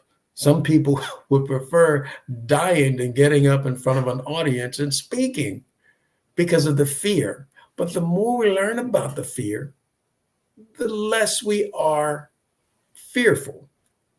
People are afraid of spiders. The more you learn about the different species of spiders, the less fear you have about it. So we must embrace continuous learning. We also want to develop emotional resilience, because when we must adapt to change and be able to adjust, as it said in the book, Who Moved My Cheese, with him and Ha. And of course, they got to a point in their journey looking for cheese. They found that, hey, instead of being resilient and continuously moving and continuously searching, they decided to just settle. So it's necessary to have a calm way of managing pressure, uncertainties, stress, and setbacks. So we understand we must adjust. And in the adjusting, it's important that we adjust, because sometimes things won't always go the way we plan. So when they don't go the way we plan, we just can't sit still as a leader. We must embrace what's going on, work on, and basically attach ourselves to the knowledge that we've already gained, open-minded to other ways of doing things, to put together a viewpoint that helps us to get to where we need to go. And of course, some actionable steps we can take when we are practicing adaptability, and that is to challenge our assumptions, actively seek out different viewpoints, and then, of course, when we face new and unfamiliar situations, just pause before reacting, and then consider the multiple ways that we can respond. Sometimes just stop and take a breath. Get a new perspective. Slow down. Refocus. And then move forward. And of course, we want to regularly seek out professional development opportunities like workshops, courses, and of course, I think I spoke about it earlier, mentorships and coaching, because these are things that help us to adapt and be able to adjust to change, because that is one thing we know for sure: there will always be change. And if we're afraid of change, then we'll be fretful our entire lives. So let's embrace change as an opportunity and of learning something new. So again, we want to get involved in courses and workshops. And of course, at CMB Communicators, we offer workshops in regards to working with change management. We also want to practice a mindfulness of stress management techniques or journaling to help us build emotional resilience. Because again, when we find ourselves in situations that we didn't know we would be in, we must have the resilience to move forward. And then, of course, maintaining a problem-solving mindset rather than dwelling on the challenge. We know what the challenge is, and a lot of times the solution is within the challenge. So now we want to think about what the challenge is, but focus on what are the different ways that we can approach solving the problem or the challenge. When I think about adaptability, someone comes to mind. Who comes to mind for you when thinking about adaptability? The person that comes to mind for me about adaptability, she was born in the backwoods of Mississippi. They were so poor, she wore potato sacks as clothing. Unfortunately, she had a miscarriage as a teenager. She got into trouble and wound up finding herself in a new school, new environment, new community with people with social economical backgrounds that wasn't similar to hers or what she dealt with. Yet she embraced a philosophy at that time that she knew she had to adapt. And that was to live life responsibly. That whatever situation she found herself in, she would embrace that situation as hers because she's in it, and then figure out a solution and how to move forward. She's done that her entire life. And it's very interesting because when I think about adaptability, I think about the United States Marine Corps and their motto, adapt and overcome. And this young lady, that's what she did. She adapted and overcame. When she found herself in journalism in Chicago, in a male-driven society and a male-driven occupation, she adapted. She took on the mindset, took the responsibility of where she was at that particular time, figured out solutions, and moved forward. And in moving forward, a lot of people know this young lady as Oprah Winfrey. And Oprah has adapted to many different situations in business. She's done things as far as nonprofit. She has a school that she decided to open. She has a magazine that is world known. She has a network that she's built that is world known. And she's now into the cinema as far as making movies. She's adapted to that environment. So she's constantly adapting to the situations she's finding herself in and moving forward.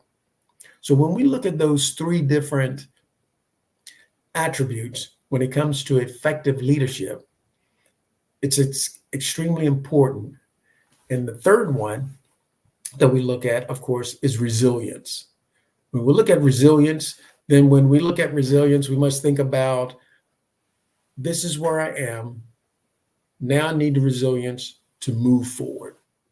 And in looking at resilience, again, we'll start with a brief definition, and that is the ability to persevere.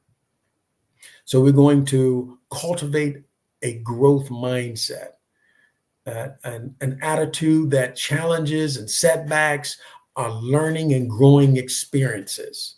In the game of football in the United States, sometimes we found ourselves in a situation where we need to punt. Let's start over again. Or we need to call a timeout so that we can regain our thinking, our composure, get back into our strategic plan to move forward. Because my mentor, Les Brown, he often says, a setback is nothing more than a setup for a comeback. It's resilience. And in business, we need resilience. And definitely in leadership, resilience is necessary. We must build a supportive network, and that helps us to be resilient. And that, of course, is professional development workshops like we spoke about, and of course, coaching and mentoring. And we're building a network of people that support us, because we won't always feel up. Sometimes we're going to feel down. That's life.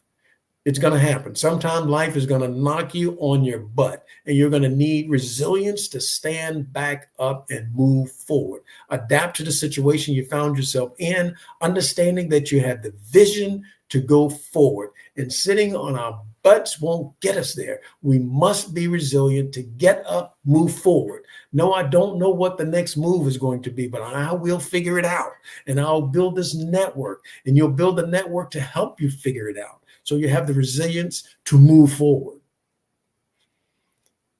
And in building that network, we also want to be focused on the small wins, because not all the time we will be able to just jump back up when life knocks us down. We must sometimes think about those small wins that we've experienced in the past, and then from there get the motivation to move forward, and the motivation to take one step. That gives us the strength to take 2 steps, and then 3 steps, and then get back into the pace of moving forward to seek out and accomplish that vision. Back again to the mission of why we're doing what we're doing. And as it said in Simon Sinek's book, always start with why. Why you're on this journey anyway. And that why is ingrained in the vision. So when we think about the decoding of the attributes of effective leadership, and we'll look at those 3: visionary leader, adaptability, and resilience. We put all 3 together, and that makes us a stronger, more effective leader. And those 3 characteristics are extremely important in any business. You must have a vision. In any business, you're going to have to be able to adapt to change. And in any business, you're going to have to show resilience, because life will hit you and knock you on the blind side. You won't see it coming, but we can't stay down. We must get back up. And as I said, and I like that saying all the time, if you find yourself knocked down, try to land on your back, because if you can land on your back and look up, you can get up. So in closing out today, again, I want to let you know, I'm Virgil Thornton with CMV Communicators, LLC. We help emerging leaders to become good leaders, and good leaders to become exceptional leaders. So if exceptional leadership is what you see, producing extraordinary results that can't be beat, then become a cut above the rest and put CMV Communicators executive coaching team to the test. Because the road to success is too long, and life itself is too short for you or your team to be producing anything less than your best. You can reach me at CMV Communicators LLC. You can reach me at vthornton@cmvcommunicators.com. And you can reach me directly at 757-719-3400. That's Virgil Thornton, CMV Communicators, LLC. Thank you, Virgil Thornton, for coming. Genius is common, and I will see you on the other side. Thank you, and I'll see you on the other side. Follow the Brand TV broadcast host, Grant McGaugh, as he visits with top executives and entrepreneurs to find out their secrets of success with their personal brand.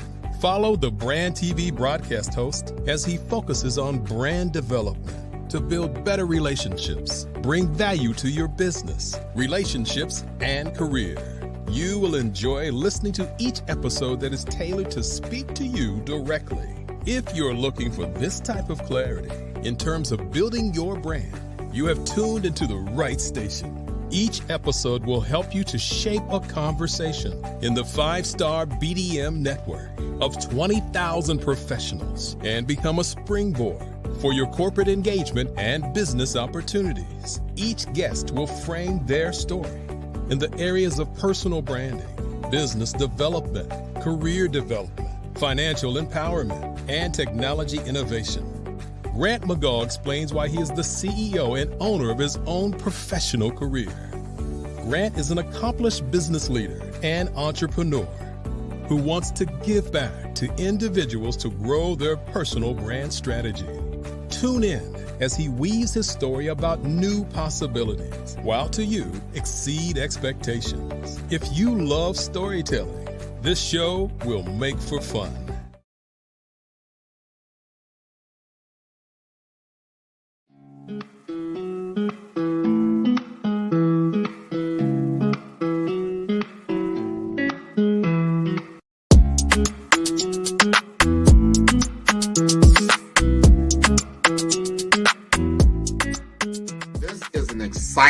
Exciting time to be in digital marketing with the advent, the explosion of generative AI chatbots. They're better known as ChatGPT. There's Bard, there's Claude, there's all kinds of this new one came out called Gemini. There's so many different tools that really what it comes down to is that it's made my business more precise.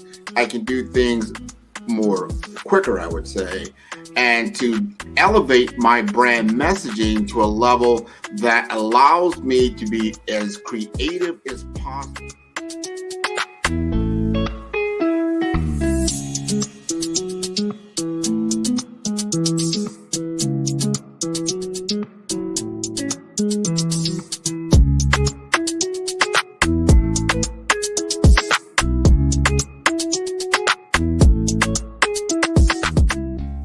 Digital market economy is taking the world by storm, probably over the last decade or so, but is really escalating now in the advent of AI because it is a game changer for a lot of businesses. It's not just all the big boys that can play in this space because of cloud computing, because of mobile computing, and now you have these tools at your disposal.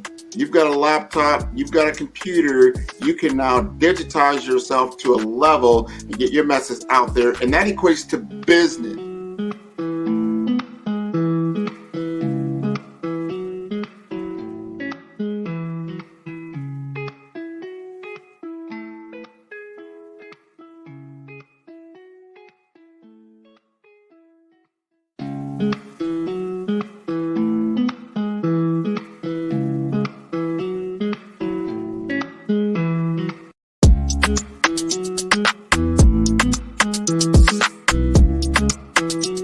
Phenomenal Tanya T. Wise, who is here from the great state of Maryland. Tanya, welcome and thank you for being with us today. Can you indulge our audience a little bit and tell them just a little bit more about who you are and what it is that you do?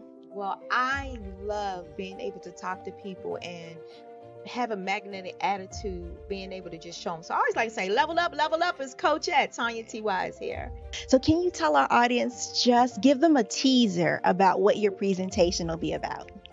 So my philosophy is that we should all be living our dream life. So tomorrow I'm going to talk about how you start living your dream life. What are some of the things that you thought about in your childhood that you just kind of let go and dormant? Wow. And I want to reignite that and just give you some pointers and some tips, some tools, some strategies to be able to start living your best life now. And guess what, Rhonda?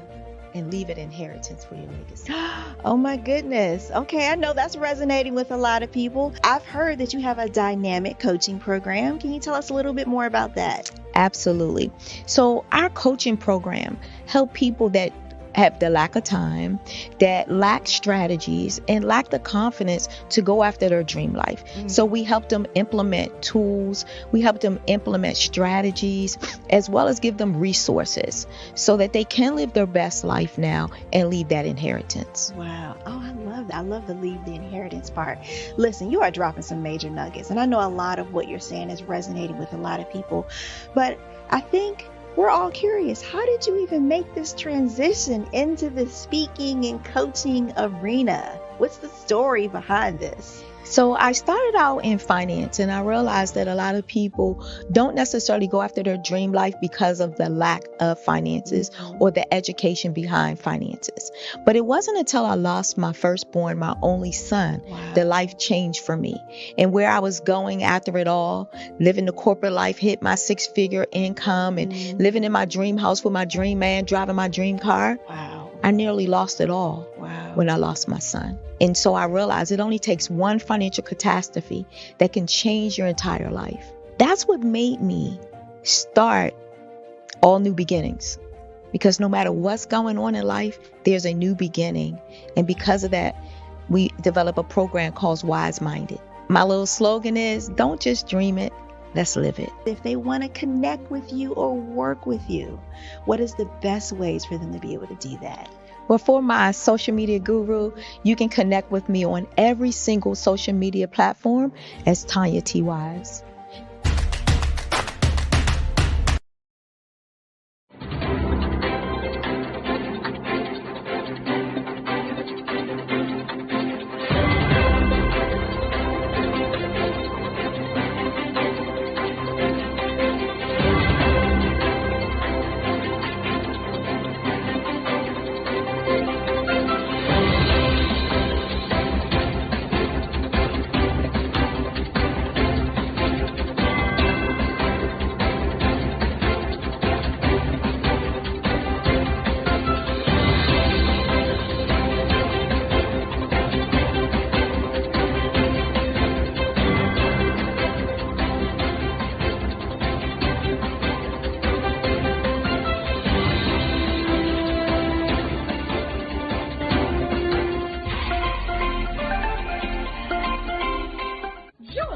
Dr. Eric Kelly III and a host of phenomenal speakers from all around the globe for this 7-day virtual event that you don't want to miss. The mission of the Black Business Expo is to raise scholarship money from kids all the way from high school, all the way from college. The Black Business Olympics is one of the largest Black business showcases in the world. It is an opportunity for businesses and companies to showcase their businesses globally. We are going to be giving away laptops up to $5,000 away to students. Again, I'm Olivia Appleberry, the founder of 2 Cents Finance and one of the speakers for the expo. I am so excited to see you there. For more info, go to www.blackbusinessexpousa.com or call 919-308-9090 and hope to see you there. I am Black Business. From the moment I wake until the time I sleep. Yes, I am Black Business. I am Black Business. Tell me, are you Black Business? I am Black Business. Do you support Black businesses? Listen, I support black business because I am black business. Black Business Expo, one of the largest business showcases in the history of black business in the world. The world! Sign up today at www.blackbusinessexpousa.com or call 919-308-9090. I am black business. I am black business. From the moment I wake until the time I sleep, I am black business. I am black business. Are you black business? I am black business. Do you support black businesses? I support black business because I am black business. Black Business Expo, one of the largest business showcases in the history of Black America in North Carolina. Join Dr. Eric Kelly III and a host of phenomenal speakers from all around the globe for this 7-day virtual event that you don't want to miss.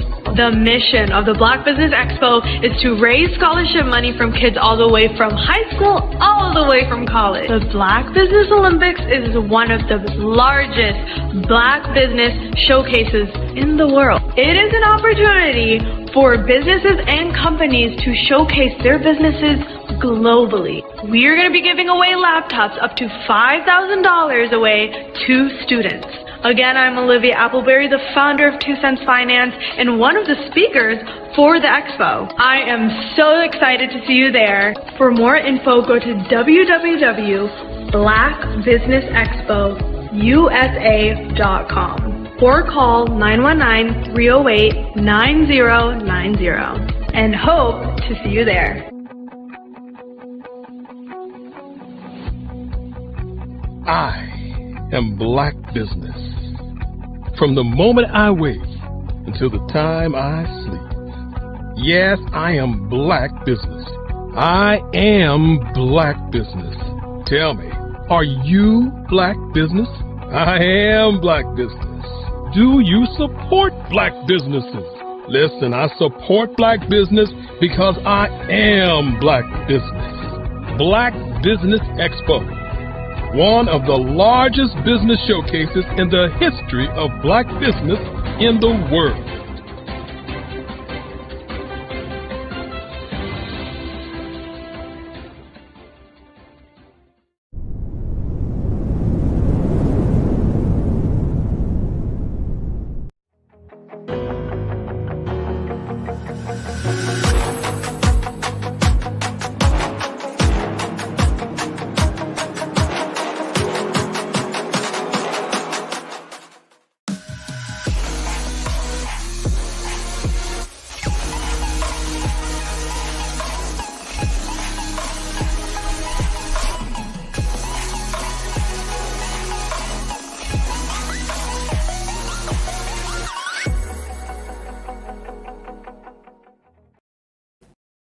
Over the past few years, we've seen the growth of existing and new initiatives focused on financial inclusion, building global networks, and reducing the wealth gap in response to the idea there's not enough seats at the table. Whether their outcomes are to increase the representation of black executives on corporate boards, ensure an inclusive global economy, or to create new U.S. African commercial pathways, the strategies are often carried out by separate programs. The question is, should they be? With the continent of Africa being home to more than half of the world's fastest growing economies, the youngest workforce, over 400 companies generating more than $1 billion annually, 700 generating more than $500 million annually that are poised for growth, and being the destination of nearly $5 billion in venture capital in 2021. Diversifying U.S. and Africa commercial engagement by building bridges between African businesses and their U.S. diaspora should begin being seen as mutually beneficial. From helping to reduce Africa's enormous capital gap to catalyzing two-way trade opportunities, the COVID-19 global pandemic hopefully has taught us that global challenges and opportunities are more interconnected than we thought. During the pandemic, African companies like Unicorn Flutterwave insurance provider Reliance Health, ride-hailing app Yasir, and 54 Gene, the continent's first bank of DNA on people of African descent, prove that when African companies have access to networks, capital, and information, they grow big, grow fast, and create solutions that are valuable to the world. This is why Be Direct was created. We are the first U.S.-based but African-centric board preparedness and board search company designed to connect U.S. Black talent and corporations to African businesses. Unique and fundamental to Be Direct's success is our process of helping board candidates adapt their experience and networks to an African context before they're connected to high-growth companies that are looking to locally and globally scale. From our focus groups with African business execs and government leaders, we don't ignore the sentiment that business is easy, but people are hard. Having a pool of board candidates with hard-to-access networks and extensive experience across the business lifecycle, including successfully raising capital, is table stakes for an initiative like this. So yes, we have that. But corporate or entrepreneurial success in the U.S. does not guarantee success in Africa. Developed alongside industry partners on the continent, our training program, Be Direct Prep, is designed to transpose their experience to create cultural comfort, understanding, and a commitment to helping businesses in Africa scale. Our board governance sessions are African, continental, and country-specific, integrated with cultural awareness and dexterity training, masterclasses led by African industry execs, and mentoring and coaching from African continental-based facilitators.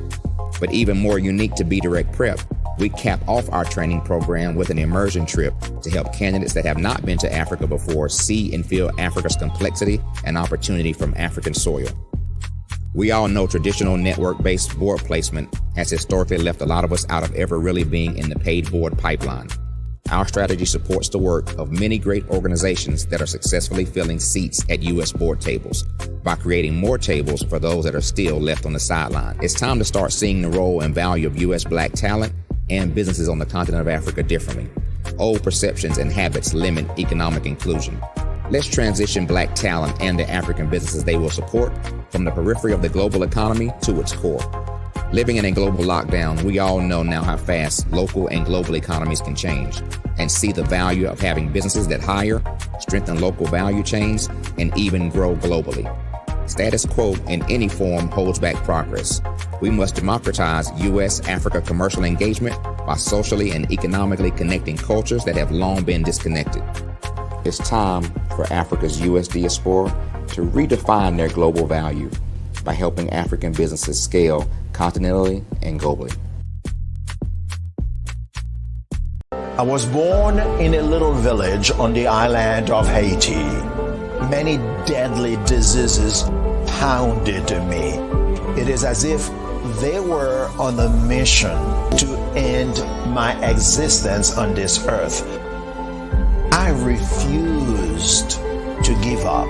In 1983, I left Haiti and came to the United States of America. And I came with $5, 2 shirts. I didn't speak in English. I came to Atlanta. I got a job. I was a doorman. I was a doorman with a dream. What I used to come on stage. I'd rehearse this moment that I'm standing in front of you. That's the power of a dream. Maybe today is the day you begin acting as if you already have it. And then step out with full force. Take a risk. No condition is permanent. Don't let your situation distract you. You are chosen. You are called. You are born for a purpose in this life. Did you know women represent just 3% of Fortune 500 CEOs and less than 15% of corporate executives at top companies worldwide? Have you wondered what the secrets are to getting into the top ranks, whether in the private or public sector? Do you want to figure out how to stop being held back in your career or passed over for promotion? Then you're in the right place. Hi, I'm Dr. Madeline Ann Lewis, President and CEO of the Executive Women's Success Institute. I have decades of experience in the military, the federal government, and corporate America, and my mission is to help women succeed and tap into their full potential. I I want to reach 1 million plus women around the world to become the leaders they are meant to be. So if you want to move into a management or executive level position, or maybe you are a female veteran transitioning out of the military into business entrepreneurship, then reach out to the Executive Women's Success Institute at 301-693-3284. Let us get you on the fast track to success. Art to me is a creative expression of something from nothing. You know, it explodes onto the canvas, or it explodes on in my work. One of the things that I try to do more than anything is I try to just give the lines and the movements and emotions and expressions into what I do. Art really means to me a chance to express how I feel deep down inside.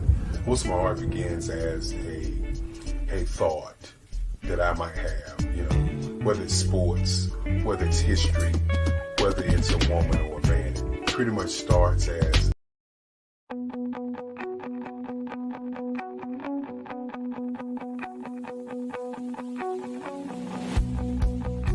I am Black Business. From the moment I wake until the time I sleep. Yes, I am Black Business. I am Black Business. Tell me, are you Black Business? I am Black Business. Do you support Black businesses? Listen, I support Black business because I am Black Business. Black Business Expo, one of the largest business showcases in the history of Black business in the world. The world!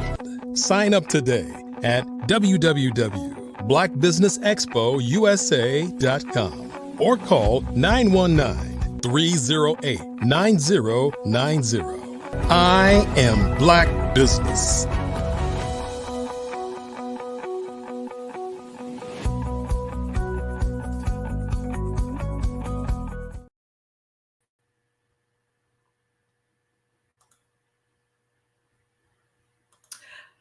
Good day, business owners, entrepreneurs, thought leaders, and corporations. Welcome to the Black Business Network. My name is Joyce Williams. I am your business moderator for this session of the Black Business Network. The Black Business Network is a 24-hour business network showcasing Black businesses, business owners, entrepreneurs, and thought leaders worldwide. We have speakers from North Carolina, London, Singapore, Africa, Japan, and cities all over the United States.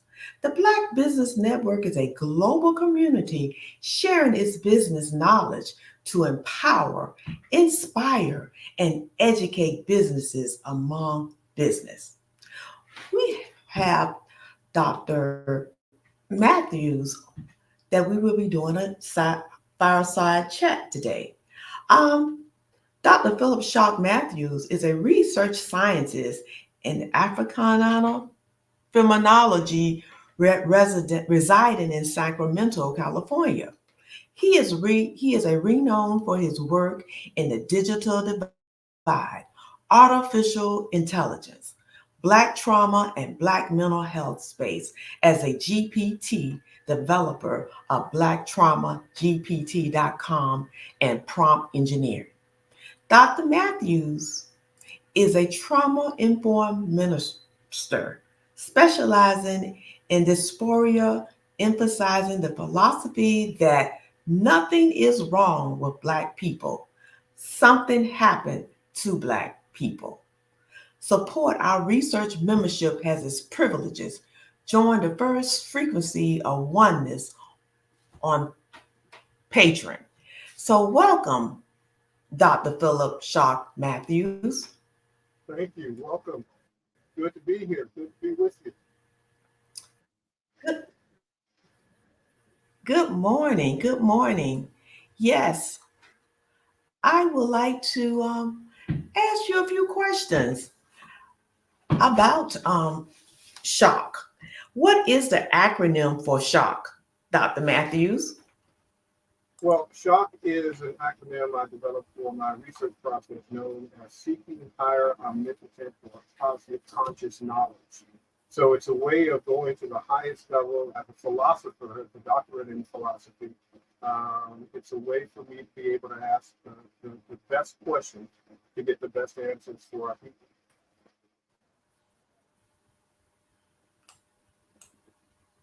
Okay, thank you for that. Just trying to bring up my sound. I'm sorry. Okay. Well, what is the? I can hear you. Excuse me. Could you repeat that? Hello, hello. How you doing, Dr. Matthews? How's things going? I'm going well. Everything's going good. Let me just go ahead and start this fireside chat. Looks like our beautiful and magnificent moderator, host, anchor is experiencing some trauma. So let's get into your interview.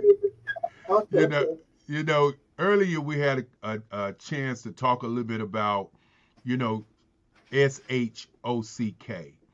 And you began to say that the acronyms give you an opportunity to kind of dig deep into the richness of the mind when someone wants to ask you a question. Talk a little bit more about that. Sure. SHOCK, conscious knowledge, is the process that allowed me to be able to do the research to discover that nothing is wrong with Black people. Something happened to Black people and it's still happening. So I became obsessed, if you will, on uncovering, recovering, and discovering what is racial Black trauma. Why are we so traumatized, and how does it show up and manifest in our daily lives? And as a result, in this conversation we're going to have today, I'm going to really elucidate on how that happens as a result of this concept known as SHOCK. Talk a little bit about what your vision is for the oneness group that you represent. Well, the vision is to unlock the SHOCK in others to help Black people understand what's going on. A lot of us think something's wrong with us, that we're not mentally, we're not sick people, we're sick from being out of control. I sick people. But the problem is, the result of what to us at birth and before birth, we come into this existence thinking that this is normal, nothing is normal, think that this is natural, or that we're in a natural environment, and we're not. And what happens is, we're not in a natural environment. It's natural that you're going to have a natural. And so it manifests in different ways. Trauma, over time, I always ask my brothers and sisters who are above the age 40, I ask, how many medications do you take per day? That's going to determine how much stress, trauma you might have. But we don't understand that diabetes, heart disease, strokes, cancer, all of these things are directly related to systemic racism that builds known as racial fatigue. We talk about that more later on. Well, when you talk about Black trauma, in your estimation, really, what is Black trauma? We hear so many things happening, after Reconstruction, after the slaves were set free, there was no social engineering. There was no, let me talk to you about what just happened, which was a 300-year-old trauma, and so you have people who, as you stated a few minutes ago, who think it's normal, but it's not normal in the space that we live in. Correct. Yeah. So Black trauma and racialized trauma. It's the trauma that is embedded in our bodies, stored in our body, not in the mind. Activated and manifested through our mind. It's stored in our body. We get too technical, but in the vagus nervous system, as a result, we'll talk about some of the different types of trauma that we face in Black people that manifest in our daily lives. The problem is the home is trauma. We call it Monday, we call it Tuesday, we call it Wednesday, we call it Thursday. But the problem is the place, and it's to our potential. As the commercial role that I have, I am Black business. There's so much systemic trauma in Black business, and being a Black business in Black business, not just in the business, but then we have family, we have to deal with being Black in these spaces. And that racial attitude creates Black trauma, being around people in an environment that is not really is designed to fix you, destroy you, diminish your lesson. And as we get older, get tired, we fatigue, we get depressed, and we don't why this way. The young people see that I'm feeling I'm in my feet. But what that is trauma. And that is manifesting and getting ready to buckle up and come out, go through and the work. Well, we're going to take a quick commercial, and we'll be right back.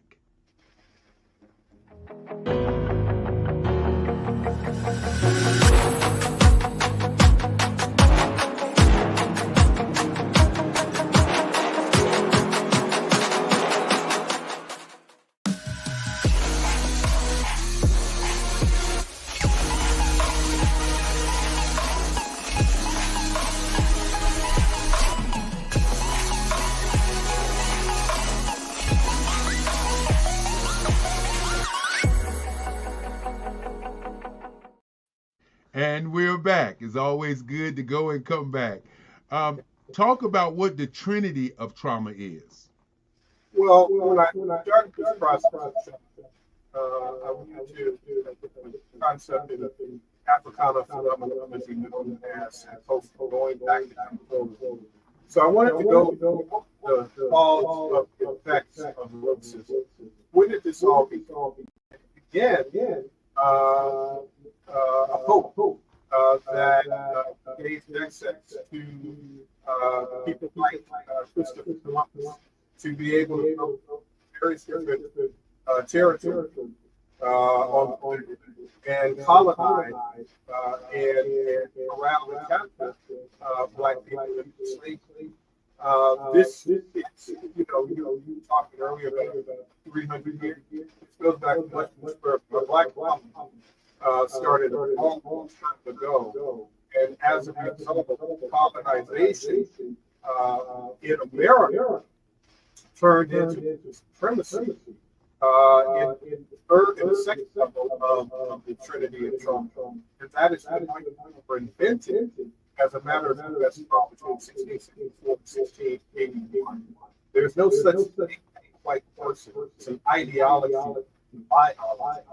And as a result, there is a law, cluster of laws, big word called anti-miscegenation. And anti-miscegenation is a cluster of laws most people think about when they think of mixing or racial mixing and what have you. Not blacks, but not very black. It goes deeper than that, because in that cluster of laws, three laws that brought you and I to the conversation today. The person of African descent could not vote and run for office. The person of African descent could not own guns or gun. At that point, the black man, the black boy, was no longer able to protect his family, his family, or protect himself, which ushered in the Captain Act and so on and so forth. You could kill black people, black men, black women, without any type of immunity. The third law, most insidious law, that a person of African descent could not take any action against this new false designation of white. So we see that happening historically and generationally today. So then look at the third level of the Trinity of Trauma, where this concept of whiteness started to occur to me as a science. And this person who basically said, African has no culture, they have no history, they have basically no place in America. This informed the EPA. This informed when you have still today the medical society thinking that black people have a higher tolerance of pain, sticker, things that we do to our bodies. All of this started with that Trinity of Trauma. Is trauma subconscious or conscious? It's unconscious. It's something that happens in the body, and it's stored as a reactionary response. And so we don't know it because we don't have anybody in our community that we have to basically bring down what is happening to us. But what is happening to us, and if I may, I'll go into some of the types of trauma. One is as ancestral trauma. There's different terms called genetic trauma, genetic memory, genetics. All of this is trauma that is transferred into our body, into the womb, and we come out. And this goes back 13 generations, 350 years. So as a result of that, our parents, our grandparents, our great-grandparents, so on and so forth, we are living their experience, and that experience. Also in Key Swahili is known as the Wahab, which is known as the Black Holocaust. And so, which speaks to the Trinity of trauma. So this genetic trauma stored in us, in this world with a proclivity for trauma. As a result, we then are exposed to what's known as secondary trauma or vicarious trauma. And that's the trauma that we experience from perhaps abuse in our families or in our environment. But it's the ACE at this childhood experience. You've gone through divorce, you've gone through financial struggle and poverty, and anybody that was incarcerated. If you see police violence, exposed to substance abuse, drugs, alcohol, all of that trauma that now is being embedded into your body. But you think it's normal, it's the environment, it's the live, it's the car that you dealt with. And then we move it from that trauma, vicarious trauma, decontextualized trauma, or hazy trauma. We don't have a time or a time stamp as to when this trauma was infringed because it's ongoing. When something is normalized. As a result, now we are trauma, depending upon the access to academia, access to economics, is going to determine how it manifests. Most of us don't have. Not born in generational. Why is that? Red light to all of this trinity of trauma, eventually, as a result of all of this, we are sitting up the ground. We get by, how to make it through. As a result, we move into what's known as ghostful trauma. Ghostful trauma, percent of it, is the trauma where we feel something's just like can't articulate it, can't define it, can't kind of name it. But some of us have a persistent sense that something bad is going to happen, no good. And as a result, we end up self-sabotage not only ourselves, but sabotage a relationship. My mama used to be a good killer. We would end up doing things not in our own best interest, and we don't want to keep doing this over and over again. And it takes a toll. So as a result, this is why trauma is unconscious, because it's not something that we think about, it's something that we actually are being about. And when trauma is not properly internalized in the family, that's by traits, character traits and behaviors. And then Unico talks about my grandmother's hand. He says that when the family starts to move outside in the community, outside, we are posting to the zip code, it starts to try home. Talk a little bit about the IX of trauma. I'm sorry, the IX? I think that the the IX, the Unix IX traumas. The unique IX? Yeah. Sure. So, two trauma.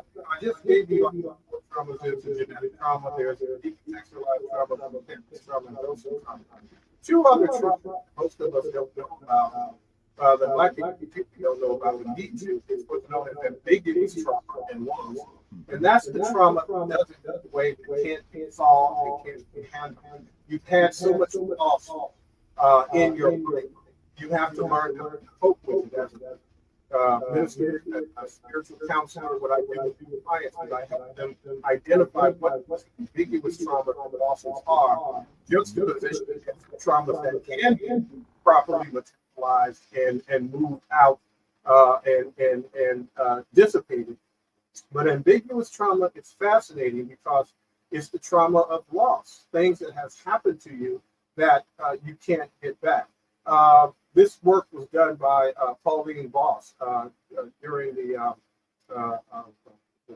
Nazi regime and understanding the Holocaust and what happens when someone comes up missing in your family, or someone in your family has a stroke or has a mental breakdown and illness. They're no longer the same. And as a result of not being the same, that is ambiguous trauma and loss. Not being able to financially move yourself forward systemically, that's ambiguous trauma and loss.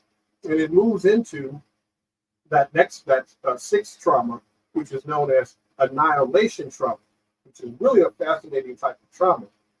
And that's the trauma where, as I talked about earlier, we start to annihilate the good things in our life because we start to believe we don't deserve to be happy. We don't deserve to be good. Some of us think that we are no good. We've been told that we're no good and that no good will come to us or about us. As a result of that, we start acting as if, and so we become this own self-fulfilling prophecy of annihilation trauma. When something good happens to us, we find a way to kill it. We don't believe it. We're skeptical of it. We can't even take a compliment sometimes as a result of this annihilation trauma. But we also see annihilation trauma in law enforcement. You have to understand trauma, there's two types of trauma. One is what I call overstanding and understanding. So the overstanding is trauma is something that happens too fast, too soon, or too often. The understanding of trauma is something that offers or imprints rejection, abandonment, and betrayal. So that's the over and understanding of trauma, something that happens too fast, too often, or too soon, and something that causes rejection, abandonment, and betrayal. As a result of that, when we look at this in terms of policing, we also understand in trauma there's the fight, flight, and freeze process, but there's also been the annihilation. When we look at law enforcement, what happens to Black bodies is that they can't fight because that could cause them harm. They can't freeze because they're telling you to freeze and that will get them killed. They can't flight because they are supposed to be the ones that go into the problem. And so what they end up doing is annihilating. And that can be as simple as taking away your freedom or killing you. And this is something that we need to understand how and why this is embedded into the system of whiteness, of colonization, of what we call white supremacy. We need to understand how we do this to ourselves and how it also can be done to us. What is shock trauma counseling? So shock counseling is a unique counseling service that I provide to individuals, also to corporations and businesses that uniquely with things that we don't like to talk about, some of the things we don't really understand and know about, some of the things that I just talked about today that are embedded in us, but we don't know that we are kind of a walking time bomb ticking. You know, trauma is not something that happens to you, it's something that happens through you. And as a result, in shock counseling, what I provide to my community is the ability to properly metabolize their trauma, recognize what's happening to them, give them what's known as space and agency back, meaning that they have a better a way of being able to handle the stressors and the trauma that happens on a daily basis that builds up to racial battle fatigue. When we don't have space and agency, we move into what's known as hot system dominance. Hot system dominance is when we process our world through our amygdala, which is our reptilian brain, where we run hot and we're emotional. We overreact. We overrespond.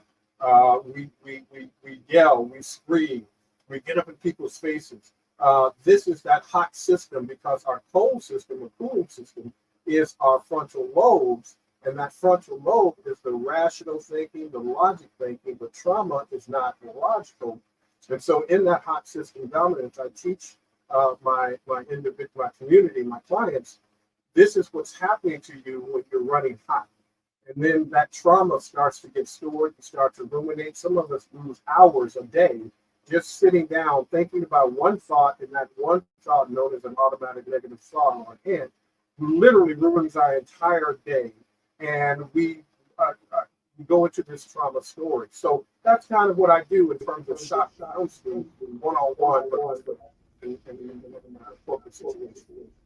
Well, I got a question that I want to ask, and that question always is, how do you get leaders to lead? Mm-hmm. Well, you can can't get to that, right? So as a result of that, you have to be, in order to be a leader, you have to know thyself.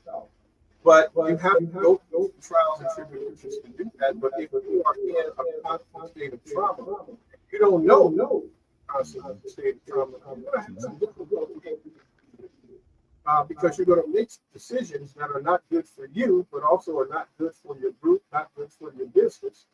And even if you might figure out a way, just theoretically and tactically and practically, to be a good leader, it takes a toll. We are not supposed to, as business leaders, to have to take so many pills in the morning that we wrap. You know what I'm saying? So something is going on. We have to start taking all of these medications. Our bodies begin to get. We're trying to mentally hold on and lead our people, but we are dying. So because we have this undermetabolized trauma. We don't know what has happened. Nothing's wrong with us. It has happened to us, and it's going to happen. When a person sits down with you in a session, what is that client expectation, or what does that client get from that counseling? That's a great question. Asking that, beloved. I have a plethora of clients worldwide. Actually, we're talking earlier about Australia. I'm in Australia. We're talking about time differences. A lot of it comes to me. Unfortunately, as a last result, are dealing with suicidal ideation. This is chance fast hope. They don't know what to do. Everything in their lives is broken. Bad relationships or betrayal, bad business, bad finance, bad investments. Everything is falling apart. And they don't know why. They don't have that space to figure it out. The toxicity is ruling them. As a result, they grab shot like you. What first, I take away that you are at fault. A lot of us think that our problem, we caused this to happen. No, it's not your fault. Something wasn't good to you. Something is being done to you. But it is your accountability and responsibility to do something about it. When you just give that space and agency to say, hey, it's not your fault. You've done nothing wrong. Wrong has been done to you based upon this concept known as administrative evil. You can look that up. Go to blacktraumagpt.com and type that in, administrative evil. What is administrative evil? When we understand that this is being done to us, that it gives us a little bit of space and agency. And now I start to work with you on what it is that you want to do, what is it you want to accomplish. How can we look at your ambiguous trauma and loss versus the racial battle fatigue and all of the decontextualized trauma? How can we exercise all of that deeply embedded trauma out of you that's like plaque that builds up in your body, in your immune system, and causes you to physically break down, emotionally break down, psychologically break down, and have this life where you might be doing well in one way. You might have money, you might have fame, and even fortune, but you're miserable inside as a human being, and you wreck so many relationships. Why is that? So we go through this process of being able to restore you and give you something that you might be about. You know, this has been very, very more than interesting. It's been educational, because I think many times people believe that they're all right, and they're under the assumption that, you know, how they react to things is because of who they are, how they were raised, and all these other things. But traditionally, they're reacting to what's happening to them, as you have said earlier. Who is your ideal client? Basically, my client is someone who has gone through a life and has reached they're tired. They're tired of being tired. As I said, some of them that come to me are, have thought about ending it all.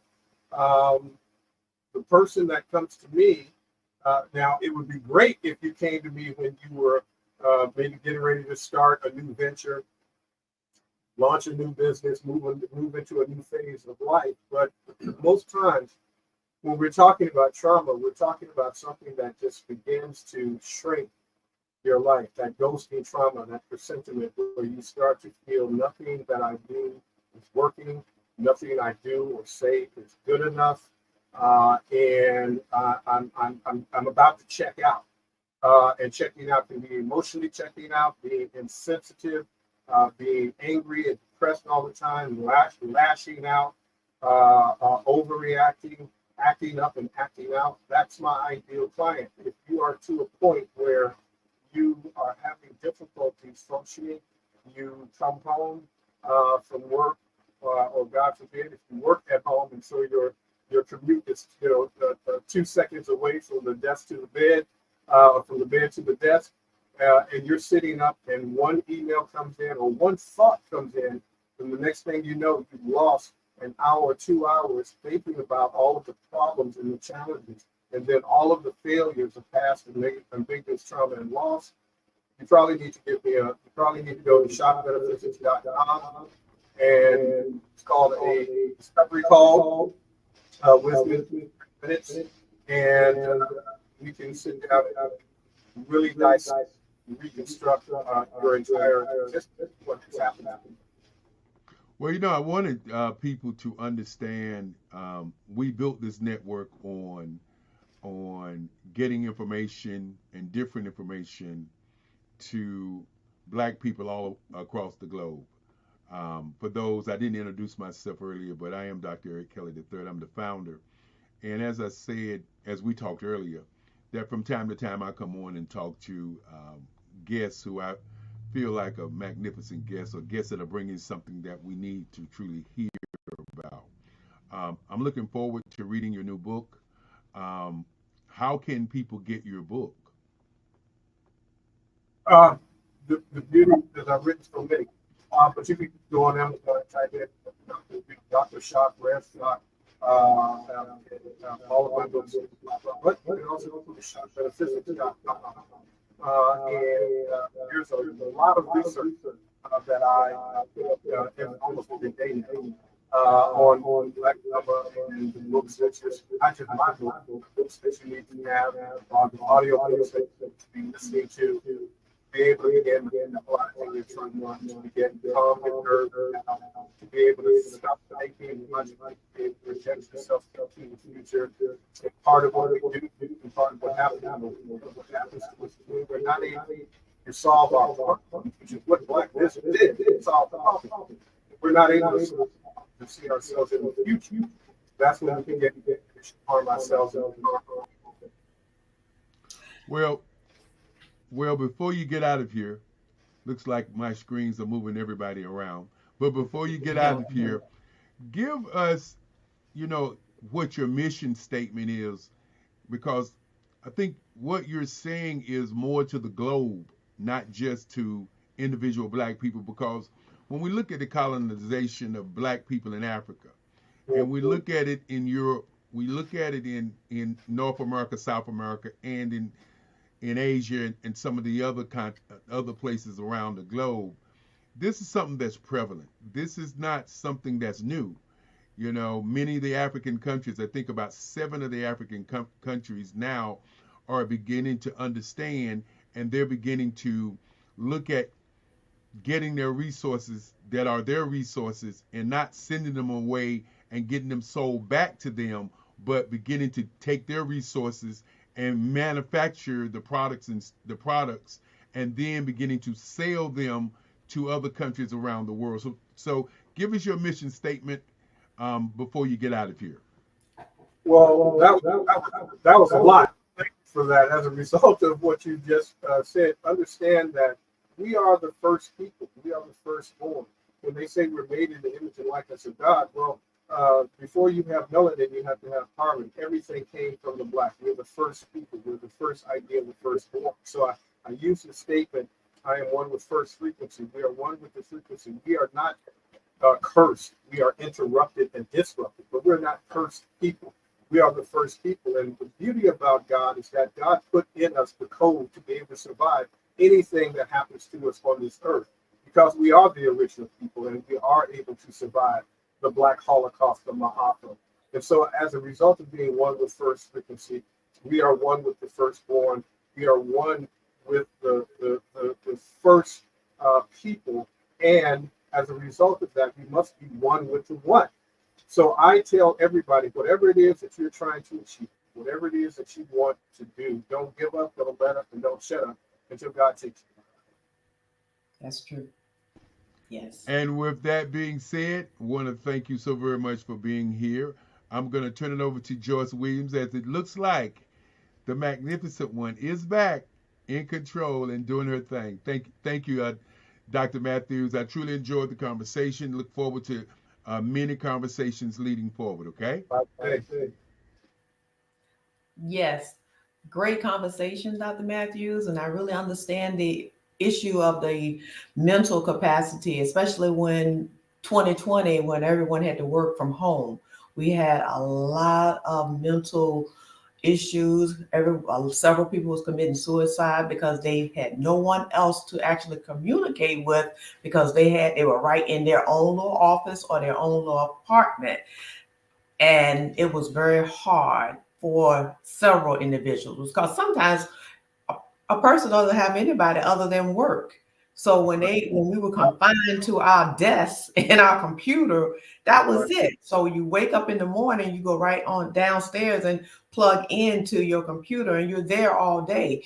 Sometimes you don't even take lunch. But what I would do when I was confined to my desk, I just would get up at noon and go walking, because it was a mental thing to help me. And I think several other individuals never really thought about that. And that's why they end up really hurting themselves and committing suicide and had mental problems. So I really enjoyed the conversation this morning. And I think you is excellent. And I'm definitely going to invest in your book. So great conversation. Genius is common. And I will see you on the other side. Take care, my beloved. All right. Thank you. I am from Washington, D.C., but I was raised in Durham, North Carolina. I came to Durham when I was about 5 or 6. And then I traveled back and forth to D.C. because it's where my people are from. One of the unique things about my family is my mother, she's also an artist. She does quilting. And she does a lot of artistic things. And then my son, he draws with both hands, his right hand and his left hand like I do.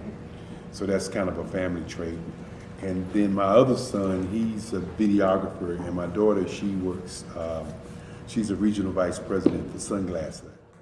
When you start out drawing and sketching, you want to continue to explore, you know, each avenue. I do pastels, I do pen and ink, I do painting, I do acrylics. I haven't done oils yet, but I try to do all facets of art. What I say to a lot of times to people is, you know, you can't put yourself in a box when you're an artist. You have to explore. And over the course of my life, I've tried to explore different mediums. I also do sculpture as well. I choose my subjects by the intensity that they have in their faces, or the intensity that somebody is moving, because I do more than portrait drawings. I also do I do abstract, and then I do figurative drawing also. Well, what happened in this particular show is that I started out trying to come up with something that would be a little bit different than what everybody else is doing. So I was working on a Barack Obama show, and they wanted me to do some paintings of Barack. And so what I did was, because of the deadlines, I kind of did it kind of fast. And then I realized when I was doing it fast, I enjoyed it. And so then I started doing other pieces the same way, and I started to enjoy those pieces also. And so I came up with this particular style, and it's a style of lines and colors. And what's interesting is that when I was in college, I did a show called Lines, Colors, and I talked about the boldness of the blacks, the hotness of the whites, and this is how this has come about, you know, later on in my life.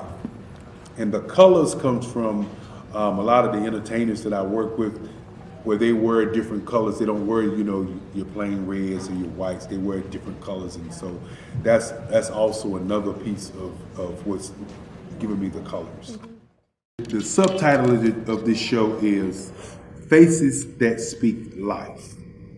That's real critical. Faces that speak life. Each one of these pieces is a life source and a life energy that's being put on display for people that are looking at them. You know, I always say in terms of my art, it's not important that I draw them. It's important what you get out of what I draw. You know, I don't try to just draw it because you like it. People wanted me to do prints. I didn't do prints. You know, people asked me to do different people, but the people that I choose are people that make a difference in the lives of people in the world. So the human landscape idea was, again, as I say, the lines represent your emotions, it represents your ideas, and it represents your journey as a human being. And that's why you get the different pieces and the different looks. And as you notice, I try not to do one look that looks alike another look. And that's what's the most important part of this show. What if you could build your own city? A place where every child can find nurturing people to help them achieve their full potential. A place where every adult can access job training support. Where health education is abundant. Where social justice ruled the land. A place without limitations. Welcome. You have arrived at STEM City USA. It is what every city should be. A safe and trusted community where you find people and resources to help you become everything you are and beyond. STEM City is unlike anything you have ever experienced. It is a digital twin of the world around you, only better. STEM City is about energy and soul renewal. It is more than a digital world. You can almost feel the power of live cultural events, music, and theater. STEM City promises a better future for children with caring mentors and hands-on activities with dedicated tutors to support our youth. STEM City is your passport to a healthy lifestyle with weekly events addressing our community's many issues. STEM City is your financial well-being, with helpful information on wealth management, career advancement, job training, and so much more. STEM City is the community you deserve. It is the city where your dreams can come true. STEM City USA, a place in the sky that is accessible to all who reach for the stars.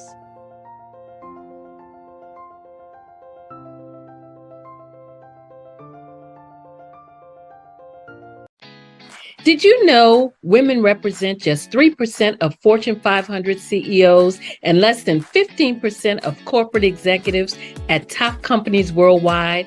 Have you wondered what the secrets are to getting into the top ranks, whether in the private or public sector?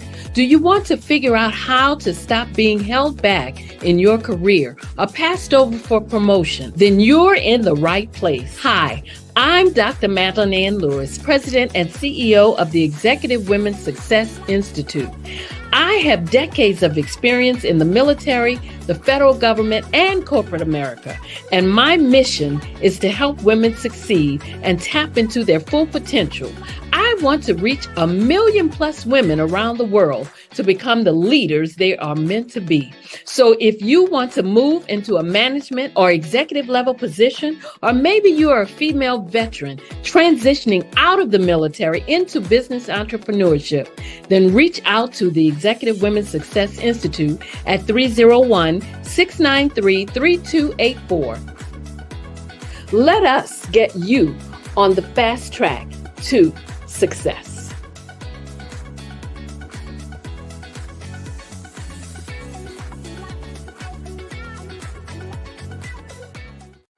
Every speaker has a moment where their words can spark inspiration, drive change, and transform lives. But what happens after the applause fades? With 5-star BDM, your voice doesn't have to fade. We transform your live session into a professional ebook. Imagine your session becoming a permanent, interactive asset, reaching new audiences across the globe. Like Grant McGaugh and Dr. Eric Kelly III, whose session on the Mindset Revolution continues to inspire thousands through their custom ebook. Your ideas can become a lasting impact. Turn your session into an ebook that not only tells your story, but expands your reach, builds your brand, and engages your audience. With embedded videos, custom graphics, and a stunning flipbook or PDF format, your message will inspire long after the event is over. And for a limited time only during the Black Business Olympics, get your custom ebook for just $199, down from the regular price of $399. This is your chance to transform your message into something truly unforgettable at an unbeatable price. Your package includes a professionally designed ebook, a flipbook or PDF, embedded video of your session, and custom graphics. Everything you need to showcase your message in a way that lasts. With 5-star BDM, your session becomes more than a moment. It becomes an opportunity for growth, greater visibility, and lasting impact. See your influence multiply as your message reaches new clients, partnerships, and platforms. Ready to turn your ideas into a global movement? Visit 5starbdm.com to secure your custom ebook today. Your audience is ready to listen.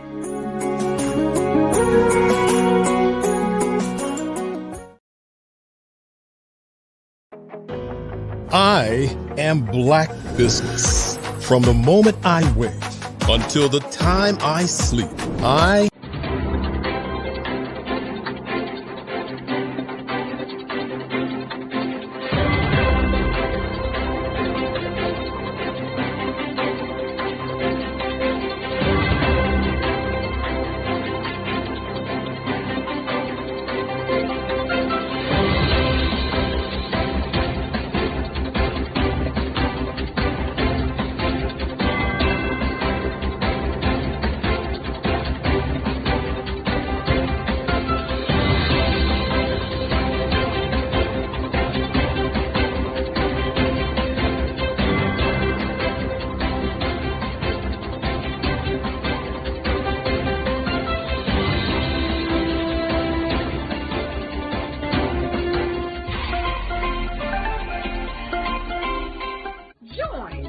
Dr. Eric Kelly III and a host of phenomenal speakers from all around the globe for this 7-day virtual event that you don't want to miss.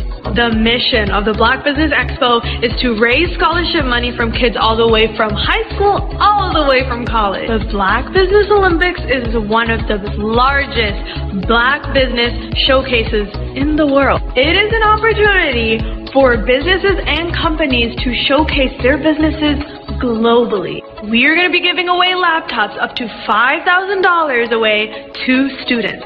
Again, I'm Olivia Appleberry, the founder of 2 Cents Finance and one of the speakers for the expo. I am so excited to see you there. For more info, go to www.blackbusinessexpousa.com or call 919-308-9090 and hope to see you there. I am Black Business. From the moment I wake until the time I sleep. Yes, I am Black Business. I am Black Business. Tell me, are you Black Business? I am Black Business. Do you support Black businesses? Listen, I support Black business because I am Black Business. Black Business Expo, one of the largest business showcases in the history of Black business in the world. The world! Sign up today at www.blackbusinessexpousa.com or call 919-308-9090. I am Black Business. I am Black Business. From the moment I wake until the time I sleep, I am Black Business. I am Black Business. Are you Black Business? I am Black Business. Do you support Black businesses? I support Black business because I am Black Business. Black Business Expo, one of the largest business showcases in the history of Black America in North Carolina. Join Dr. Eric Kelly III and a host of phenomenal speakers from all around the globe for this 7-day virtual event that you don't want to miss. The mission of the Black Business Expo is to raise scholarship money from kids all the way from high school all the way from college. The Black Business Olympics is one of the largest Black business showcases in the world. It is an opportunity for businesses and companies to showcase their businesses globally. We are going to be giving away laptops up to $5,000 away to students. Again, I'm Olivia Appleberry, the founder of 2 Cents Finance and one of the speakers for the expo. I am so excited to see you there. For more info, go to www.blackbusinessexpousa.com or call 919-308-9090 and hope to see you there. I am Black Business. From the moment I wake until the time I sleep. Yes, I am Black Business. I am Black Business. Tell me, are you Black Business? I am Black Business. Do you support Black businesses? Listen, I support Black business because I am Black Business.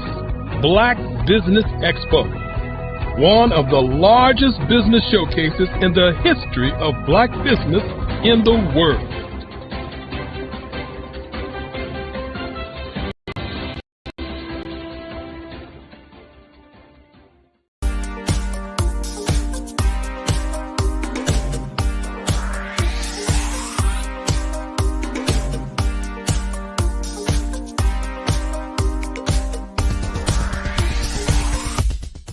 I grew up in Flint, Michigan during the 60s, and as a child, I can remember the civil rights movement.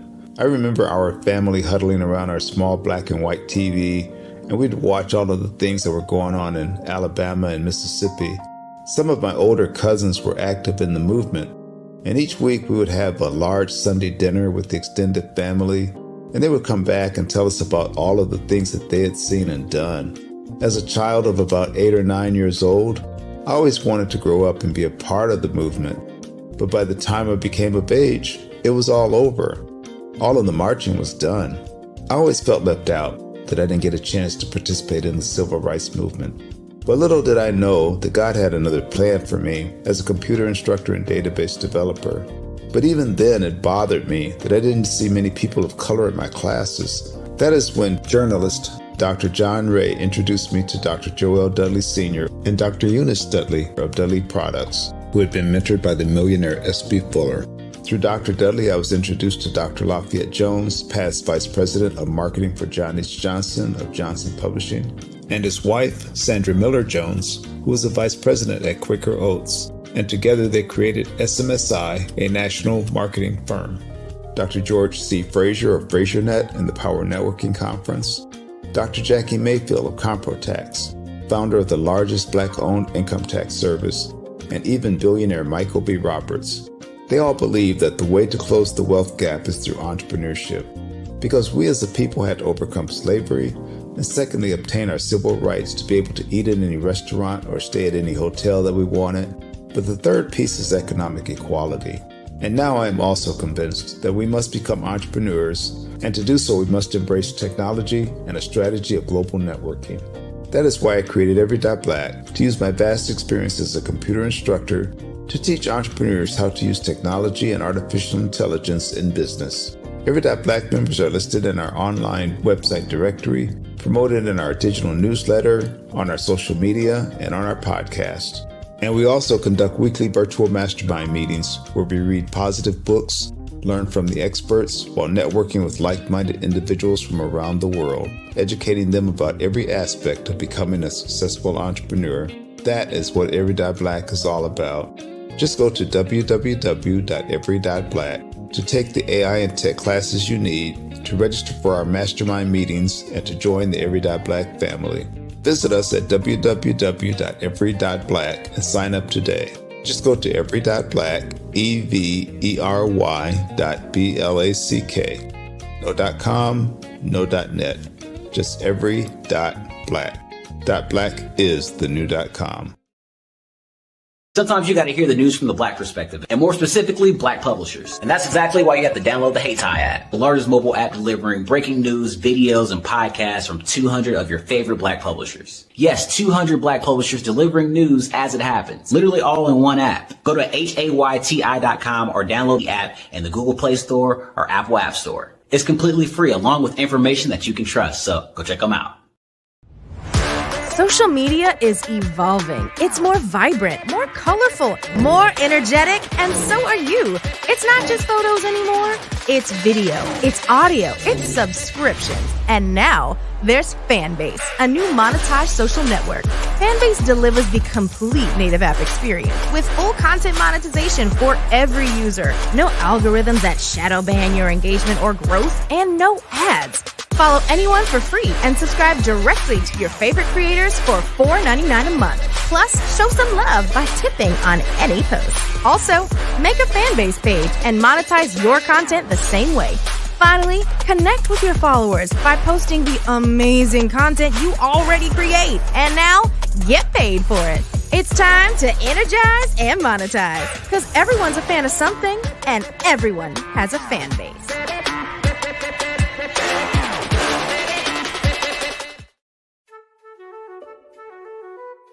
This is Dr. Arnold T. Petsworth. He's the owner of Petsworth Vet World, a veterinary clinic in Hopton, Connecticut. His patients include dog, cat, frog, fish, Goldie, dog, and this alpaca. Due to doctor-patient confidentiality, we can't tell you their names. Business at Vet World was steady, and then quarantine hit. Neighbors brought new four-legged friends into their homes. Bunnies. Bunnies everywhere. Dr. Petsworth welcomed these new patients with open arms. The only problem? There were more appointments than he could manage. That's when Dr. Petsworth turned to his American Express business card, which offers spending potential that's built for his changing business needs. He decided to hire a new assistant, Julio, and with spending power built for business purchases, he used his card to furnish a new exam room. Together, Dr. Petsworth, Julio, and American Express Business made sure all the pets of Humpton got the love and care they deserve. And everyone was happy. Get the card built for business by American Express. Did you know women represent just 3% of Fortune 500 CEOs and less than 15% of corporate executives at top companies worldwide? Have you wondered what the secrets are to getting into the top ranks, whether in the private or public sector? Do you want to figure out how to stop being held back in your career or passed over for promotion? Then you're in the right place. Hi, I'm Dr. Madeline Ann Lewis, President and CEO of the Executive Women's Success Institute. I have decades of experience in the military, the federal government, and corporate America, and my mission is to help women succeed and tap into their full potential. I want to reach 1 million plus women around the world to become the leaders they are meant to be. So if you want to move into a management or executive level position, or maybe you are a female veteran transitioning out of the military into business entrepreneurship, then reach out to the Executive Women's Success Institute at 301-693-3284. Let us get you on the fast track to success.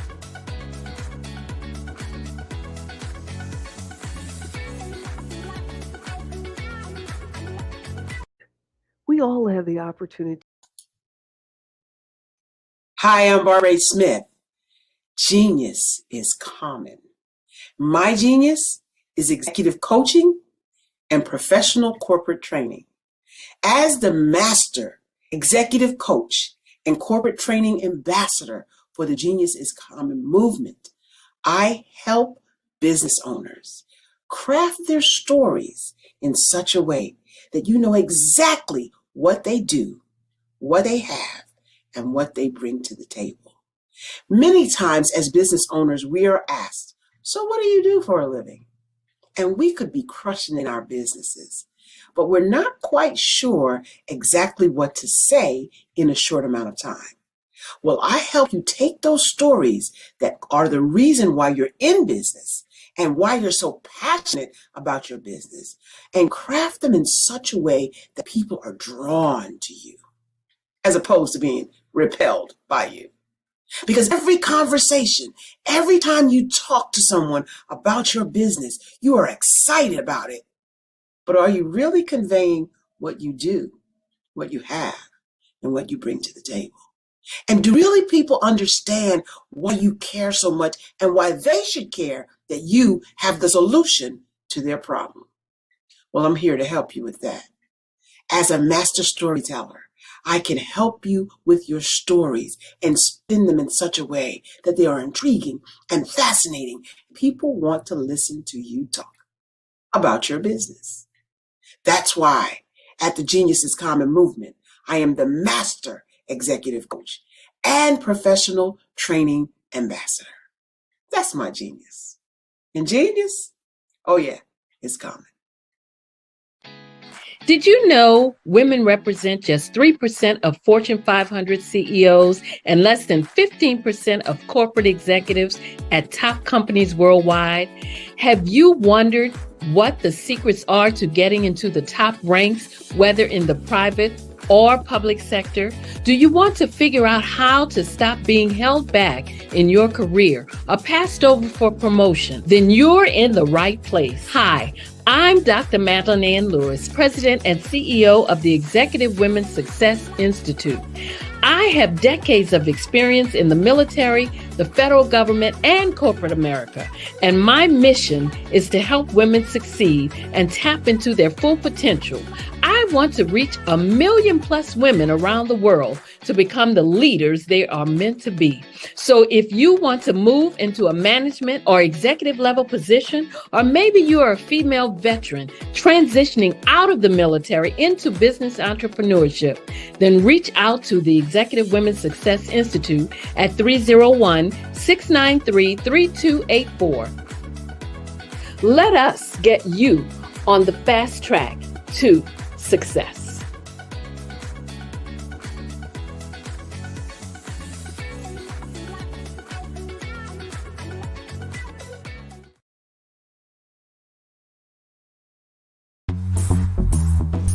Attention all entrepreneurs and companies. Are you looking for reliable and efficient virtual assistants and back office support to help you manage your business tasks? Look no further than Superwoman Business Services.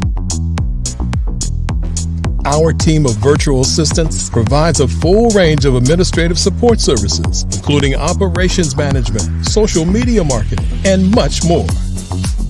We also offer website design services to help you create a professional online presence that reflects your unique brand. In addition to administrative support and website design, we offer business development and structuring services to help you grow your business and achieve your goals. We'll work closely with you to identify areas of improvement and develop a customized plan to help you reach your full potential. At Superwoman Business Services, we understand that running a business can be overwhelming and time-consuming. That's why we're here to help you fly high and achieve success. Our virtual assistants are highly skilled, experienced, and dedicated to providing you with the support you need to thrive. Come fly with us and take your business to new heights. Let us help you become the superhero entrepreneur you are meant to be.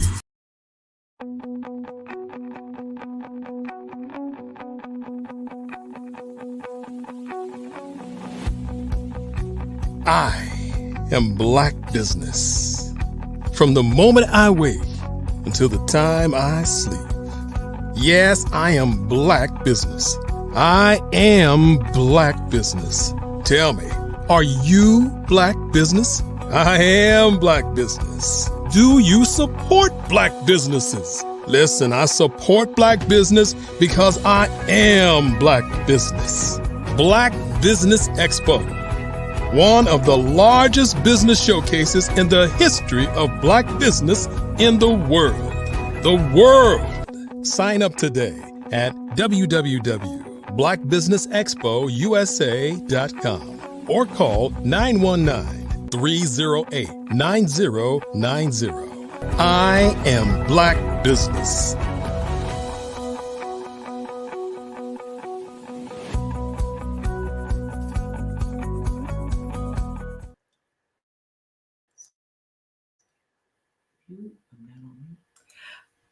Yeah. Good day, business owners, entrepreneurs, thought leaders, and corporations.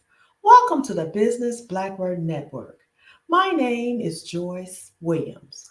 I am your business moderator for this session of the Black Business Network.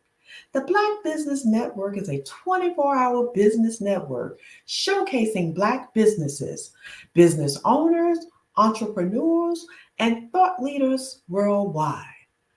We have special speakers from North Carolina, London, Singapore, Africa, Japan, and cities all over the United States. The Black Business Network is a global community sharing its business knowledge to empower, inspire, and educate businesses about business. We have Troy Richardson with a fireside chat with Allison Bennett. I will read Allison Bennett's bio. Allison Bennett is the founder and president and CEO of Business Wealth Finances, LLC, and is fund and senior fund manager for Quantum Leap private equity firm. Allison and her team specialize in unconventional personal business, funding options for startup, large and small business owners nationwide and beyond. Since 1997, Allison has been providing clients with comprehensive wealth management solutions. She possesses several professional certifications and designations, including mortgage loan originator credit advisor, project management professional, financial mediator, and is a certified Inc. training marketing professional.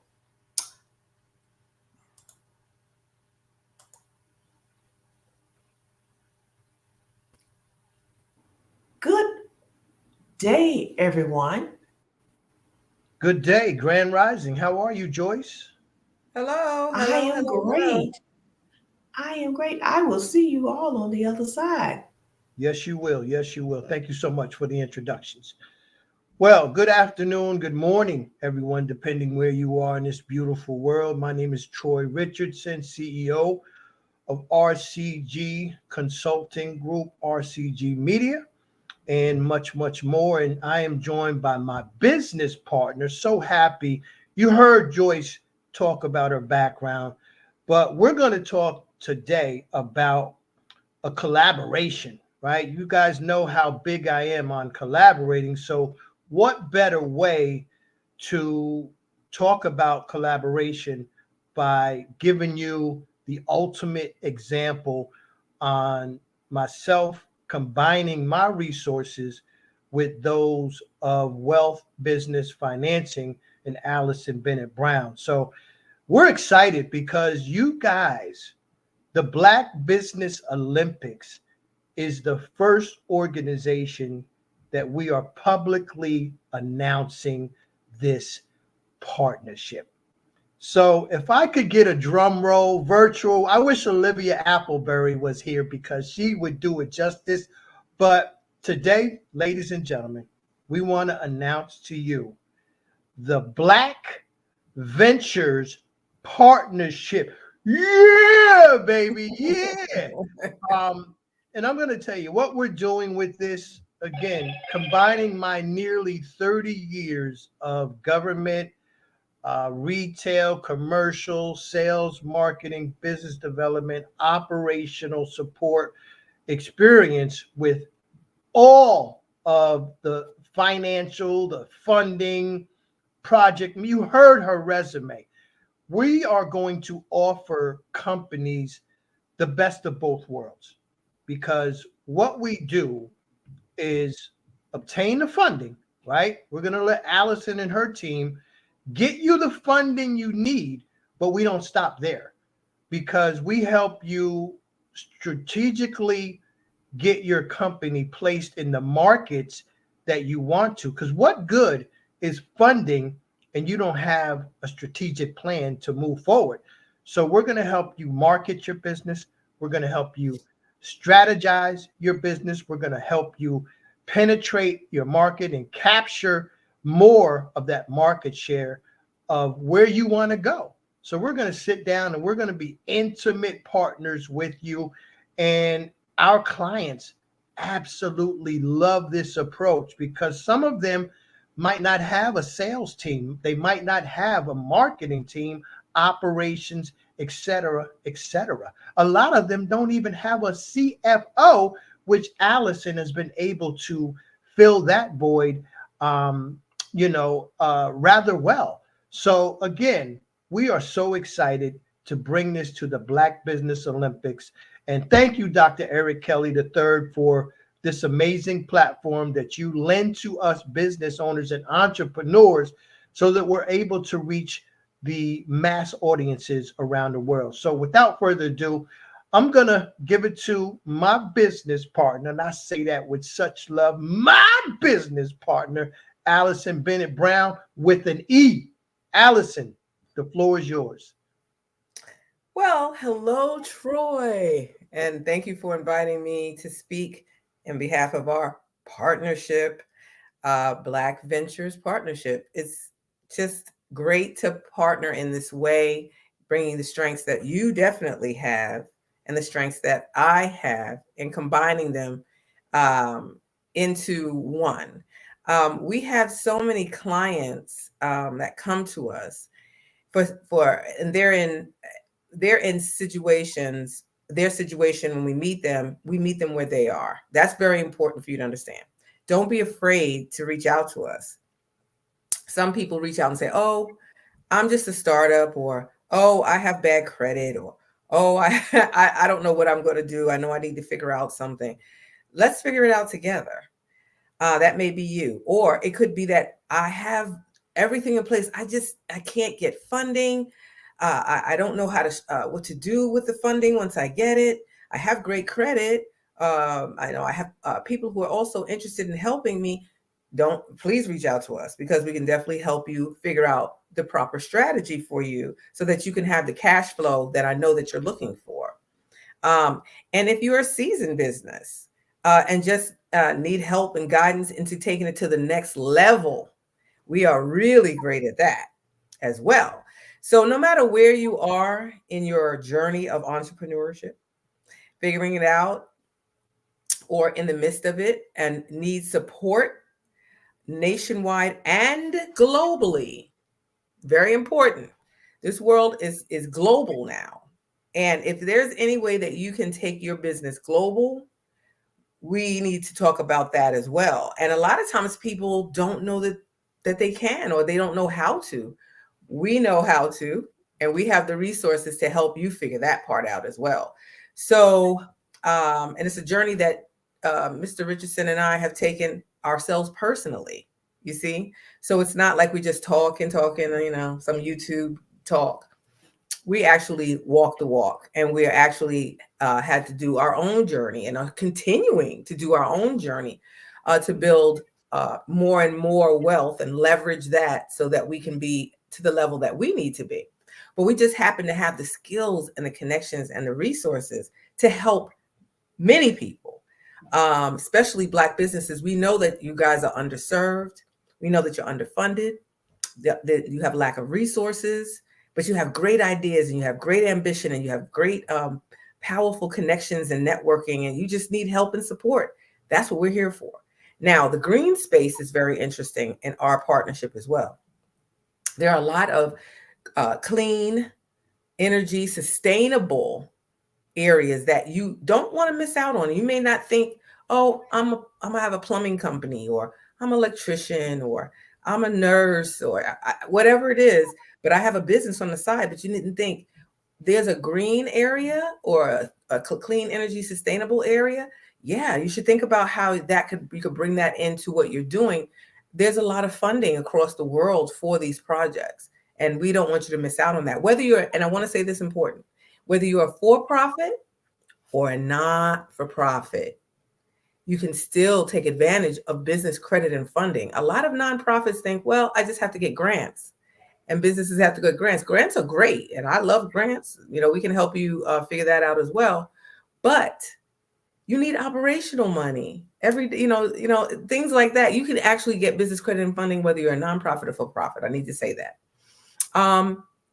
So what we're saying to you is, wherever you are in your journey of entrepreneurship, you need to reach out to us and see what we can do to help you get there faster, proper structure, making sure you're protecting your business and your assets that you are working so hard to attain.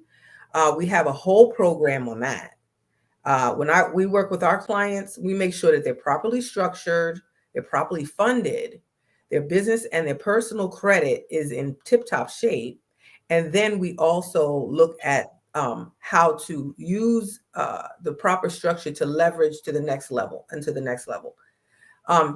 If you need help with figuring out how to market, which is very important, target marketing so that every penny of your marketing funds count. You don't want to just throw stuff up on the wall and see where it lands. That's a good way to lose a lot of money. Okay, so you have to have support for that. And a lot of times you didn't even think of that. Like, I don't know how to do that. Well, we have the resources to help you do that as well. So it doesn't matter where you are. We meet you where you are to help you get to where you want to go. And that's what the Black Ventures Partnership is all about. I mean, I couldn't have said it any better.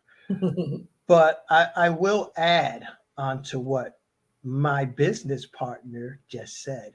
You guys see how my eyes light up when I say that? One thing about collaboration, and I'm known, if you didn't know, as the champion collaborator and connector. It's very important to it's an inside joke. Yeah. Important. Oh my God. It's very important to leverage relationships. And what Alice and I we're doing, we are positioning our clients with other clients.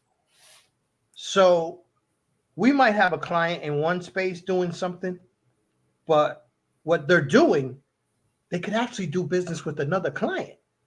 So we're bringing clients together. And this is one of the way, again, of strategizing, right? When you are connecting dots and you take someone new and you're bringing them into your arena, your space, you're going to help them not only connect the dots outside of the scope of what you do, but also with those dots inside of your circle of resources.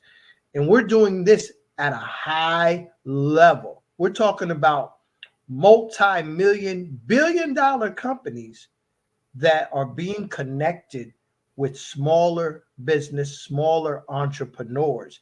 And when we're able to do that, I'm telling you, we have people inviting us over to the home for dinner. I think somebody just wanted to name the first child after Allison, but we're doing this with the gratification of helping and serving, right? Because we're all servants. At least we all should be. We should be serving an organization, a client, a community. We should be doing something in the servitude mindset. And again, the gratification of helping people, especially our entrepreneurs, because we know the sacrifices of time, the sacrifice that you're not with your family, you're not going to family reunions, you're missing holidays. You can go on and on and on. And again, from personal testimony, we walk that walk and we talk that talk. Yeah. I could tell you, Allison has spent a lot of time away from her husband on doing business with the Black Ventures Partnership. And I know James Brown, not DJ. James Brown, her husband, he's alive. An amazing man, and he's an incredible chef. Maybe one day you'll taste his cuisine. But he supports Allison in every aspect. And I admire their marriage, right? That's a whole nother episode that we can get into on, people just working together. But the support that I see coming from James, it makes me want to go harder, right? For Allison. But this is what we do. We connect these clients with the target audience. And again, this is a collective partnership that we're working together. We get your input. We want your feedback. We want your ideas. And then we're going to give you our ideas. And collectively together, we're going to come up with a plan that you are going to be successful. We're not just going to get you that money and then let you go ahead and waste that money. And then you come back 2 years trying to get some more money. We don't want to do that. No. We want to get it right the first time, get you situated in your industry. And we're various industries. It doesn't matter the industry. Allison said plumbing, electric, nursing, no matter what your industry is, we know we can help you. Just to give you an example of a few of our clients, we have a gentleman that designs vessels. I'm talking about the big ships, ferries, the ferries that you see on the water, taking people from here to there, Staten Island ferry. A lot of people know that one. We have a client that is a hotel developer, right? Doing a lot of major things with the HBCU community. We have clients from every background. It doesn't matter what you're doing or how you're doing it, we are going to do everything in our power to help you. So, Allison, the floor is yours. I love this. So exciting. I also wanted to mention, if you're a government contractor, there are a lot of government contractors trying to figure out how to get funding. We work with definitely have a lot of those. We have people from, we have people who are restaurateurs. They own a restaurant. They have a catering business. They want to expand. They have IT background, and they want to expand on that. Literally any industry that you're in, you do need help from time to time. I would imagine, for advice, for resources, additional resources, so that you can move to the next level and not hit brick walls. A lot of the entrepreneurs, and you know this, if you're an entrepreneur out there and you're listening, you're like, I hit the brick wall. When you're bootstrapping your own business, that means using the money out of your own retirement or out of your own pocket to finance your business. A lot of businesses fail because that's the only funding they have. And when they run out of that funding, there are some predatory lenders out there that are waiting to get your money and get your high, like loan shark type interest. You have to pay them weekly, every 2 weeks. And it's, you think that's the only access to funding that you have. No, that's just the ones that are always approaching you because they would love for you to go down that rabbit hole. I save people from those types of funding sources all the time.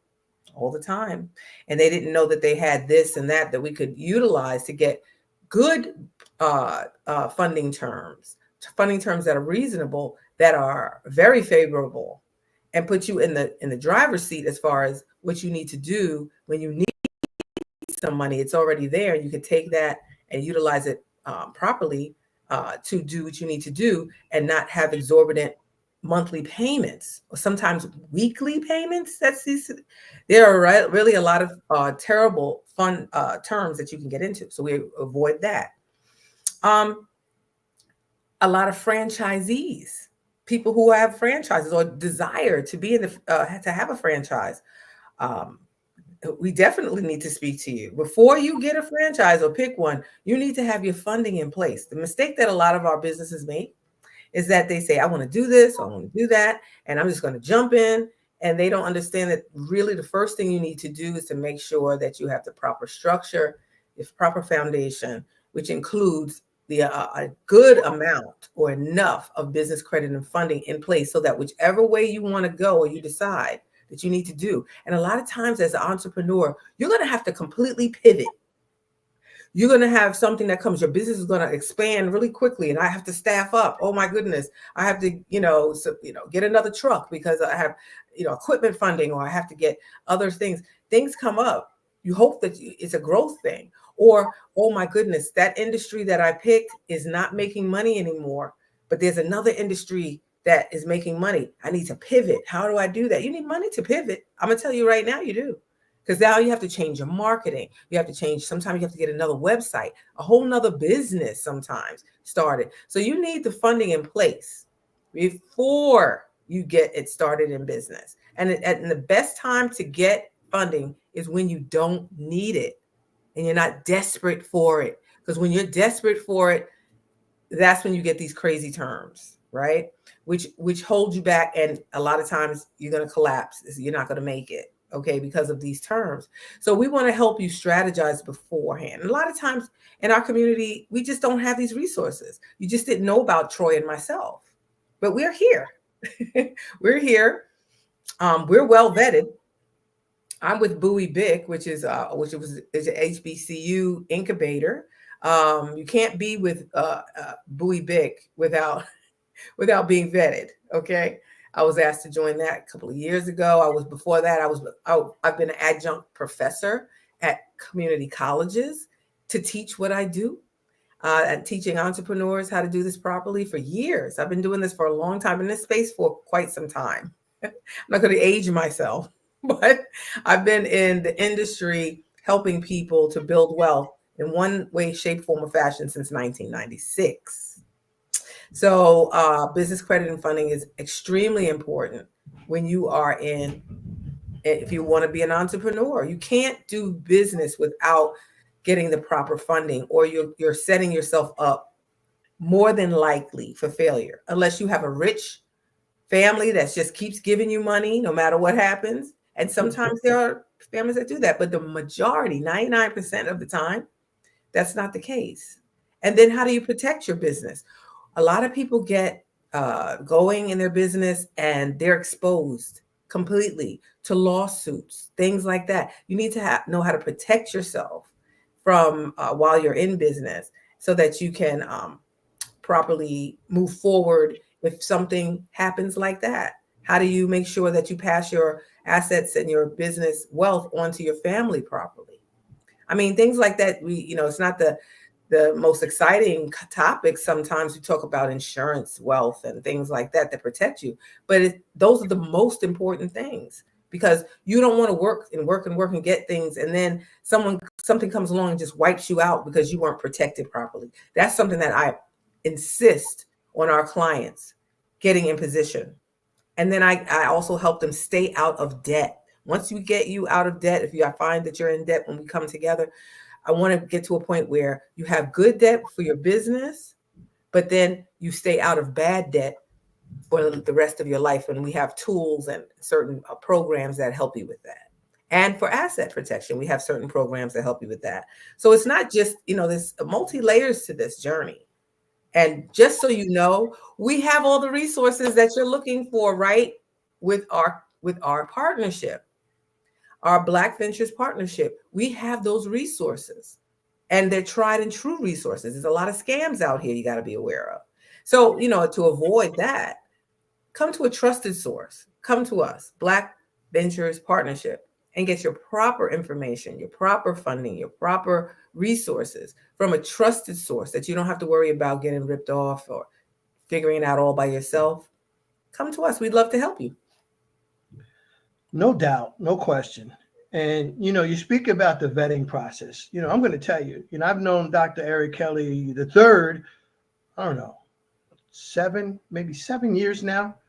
And his vetting process, I was in the military and I had the highest clearance working at the Pentagon. And you talk about vetting yourself, where they go back to elementary school and find your teachers and students you went to school with, your neighbors, the whole nine. Mm-hmm. Dr. Kelly went further than that. He went to my daycare provider when I was 2 years old. So this man vets you like you wouldn't believe. So you're in a good place when you come across someone on the Black Business Olympics. It's a trusted platform, okay? Mm-hmm. But Allison said, be careful of those lenders out, those predatory lenders. And Allison, I do want you to share the story that you just came in contact with a small business owner, and what she told you and you told me. It was just, first of all, I felt so sad for her situation and all the others that encountered the same lender. Can you touch on that for a second? Well, there's two that I could bring up. One, I'll talk about, and I'm so happy that we are able to help her. I'm not going to mention the company that she's with, of course, or anything like that, but she's let's just say she's in the fleet industry, and with a major company. And she was not aware. First of all, she didn't get her proper business credit and funding before she actually started with this national fleet company, and she grew it out of her retirement. She used all of the money she had. She maxed out her credit cards and to keep it going. And then she got to a point where she had to take on these types of loans I was telling you about that have these interests, and they ask you to pay weekly, and it's very, very stressful, and it's unmanageable and it's unsustainable. So that's what happened. It took her to the brink of having to possibly close her business. But we were able to look at her situation, and with our funding sources, we were like, okay, we could use this to get the funding to pay off those predatory loans. and then we can restart and figure out what is a better strategy for her to go forth to bring wealth back to her household. That's one I'm thinking about. Then the second one I'm thinking about, they are in an industry that I love that our Black people are getting into, our Black businesses are getting into, the beauty industry, and in various ways. And there are predatory lenders out there. If you're a Black owned business that, have set up to make you think that they're going to help you with everything. That's what helped them with this particular group. We're about to help them. So, people come in with the best of intentions and the best of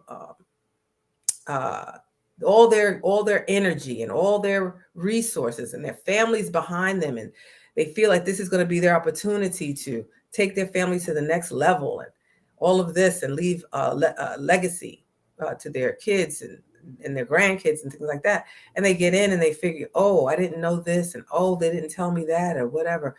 But the good thing is, when we meet with them, that's always where I meet people. They're already in some type of a situation a lot of times that they need help and guidance and funding, proper structure, different things, protection, asset protection to go forward. And we turn things around for them from the negative to the positive.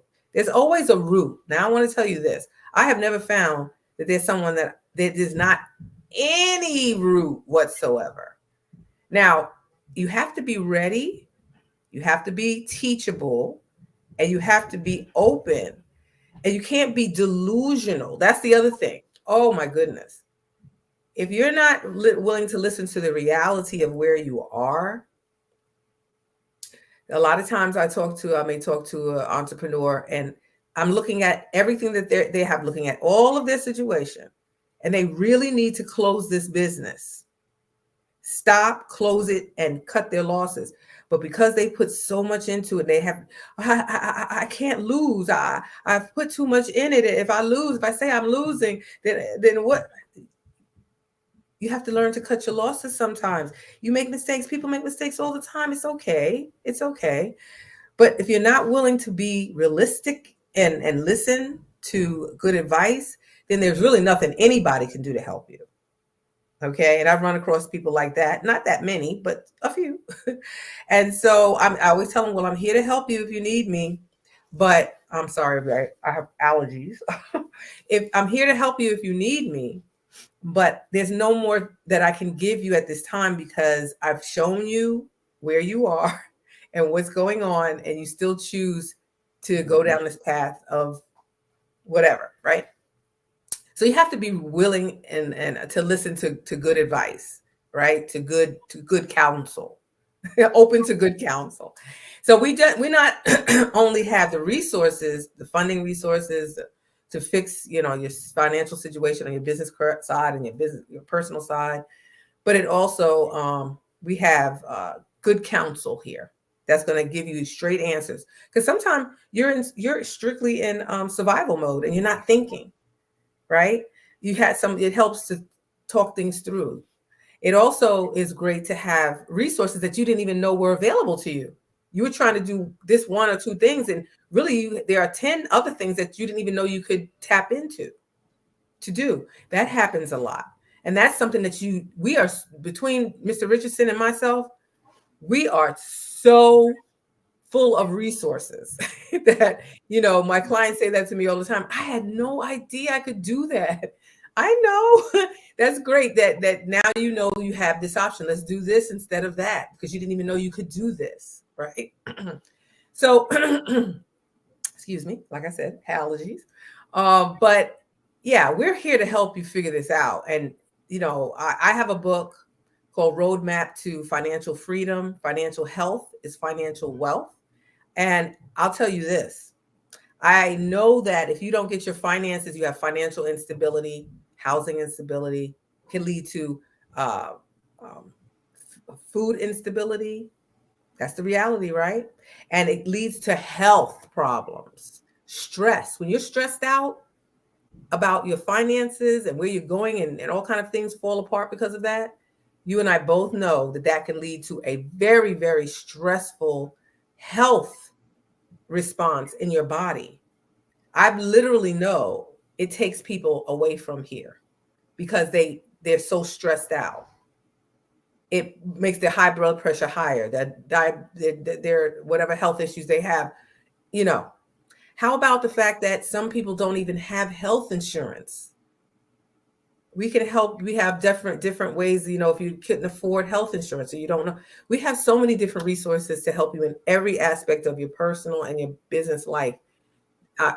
I'm so happy to say that these years that we've used to use our networking and our resources, and I keep saying that word, but it's that word resources is broad, okay?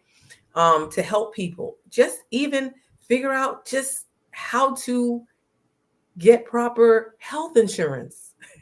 You know, some people are like, well, I can't afford this and I can't afford that, and I have this and my kids that, but there are resources out there that even we know about in that arena that are affordable. So, I mean, what I was saying is we see it as a interlinking situation between business owners, wealth building, success, making proper strategy decisions so that you can have a win and have wins and not so many losses. Maybe you had a whole bunch of losses or you're in a loss right now, but that doesn't mean just where you've been or where you are now can change. You can change that going forward. And we're here to help you make that kind of move. What am I going to do to go forward to better my position? That's what we're here for. And we're doing it nationwide. I want to say this again, nationwide and globally. The one group that I just spoke about that's in the beauty industry, but they're Black-owned beauty industry, they didn't even know that they could go global. They didn't know how to go global. I told them this is what they need to do. They're so excited they don't know what to do. And we're helping them figure that out. So their sales are not just local anymore, not just within the States, but you know, globally as well as across states. They didn't know how to do that. So we're helping them right now figure that out and get, to me, honestly, and to Troy, it's very easy because we already know how to do that. But they didn't know, they didn't have that support, and they'd already been ripped off by one company. So they didn't know what to do. So I'm very glad to say that, you know, we're here for you in that way. Amen. Hallelujah. And by the way, Allison, I told her if she doesn't want to name the baby Allison, she could name the baby girl Troyina. So just to let you know. But I want to touch on something that you triggered the thought on the health care, the health insurance, right? We have a client that we partnered with another one of our clients. Remember, we're bringing clients to our clients, and we're going to figure out the best for you. But this particular client, which is pretty huge, they have 100 nationwide offices, $6 billion company, but they have a certain population within their company that are 1099 employees, and they are not offering them health insurance. Here comes Black Ventures Partnership. We filled that void for them. And if you don't think that they are elated with that, let me tell you now. They definitely are elated. If you think about that aspect right there, just alone, it's amazing, right? To know that you had no insurance. Every time you get a cough or your kids get a cough or something happens, or if you're working in an industry that has high injury, you're a truck driver, perhaps, any kind of industry, and you didn't even know that you could have affordable insurance. I mean, we're talking about good insurance, you know, the big boys, Blue Cross Blue Shield and the like. That right there is so important. That health insurance is changing people's lives. I know it is. Allison, my partner, I just got the cue. We're ending up our time. We got about 30 seconds to wrap up. So wrap it up. Go ahead, wrap it up. Yeah. Folks, again, thank you. This is Troy Richardson, Allison Bennett Brown. We are the Black Ventures Partnership. Please, please, please get in touch with us. You guys know my email is troy@rcghome.net. Allison, real quick, your email? Bennett at B, the letter B, the word wealthy, the letter B.com. BeWealthyB.com. And we Bennett at BeWealthyB.com. And we want to tell you, you are in the right place at the right time. The Black Business Network opens again for its Black Business Olympics, a 24/7 broadcast on business, strategies, global branding, social media marketing, finance, advertisement, and much, much more. Featuring the top, most powerful entrepreneurs and speakers and thought leaders from all around the world as they gather together for this phenomenal event. Join the Black Business Network streaming live into the metaverse, STEM City USA, Black Multiverse, Pod TV, Roku,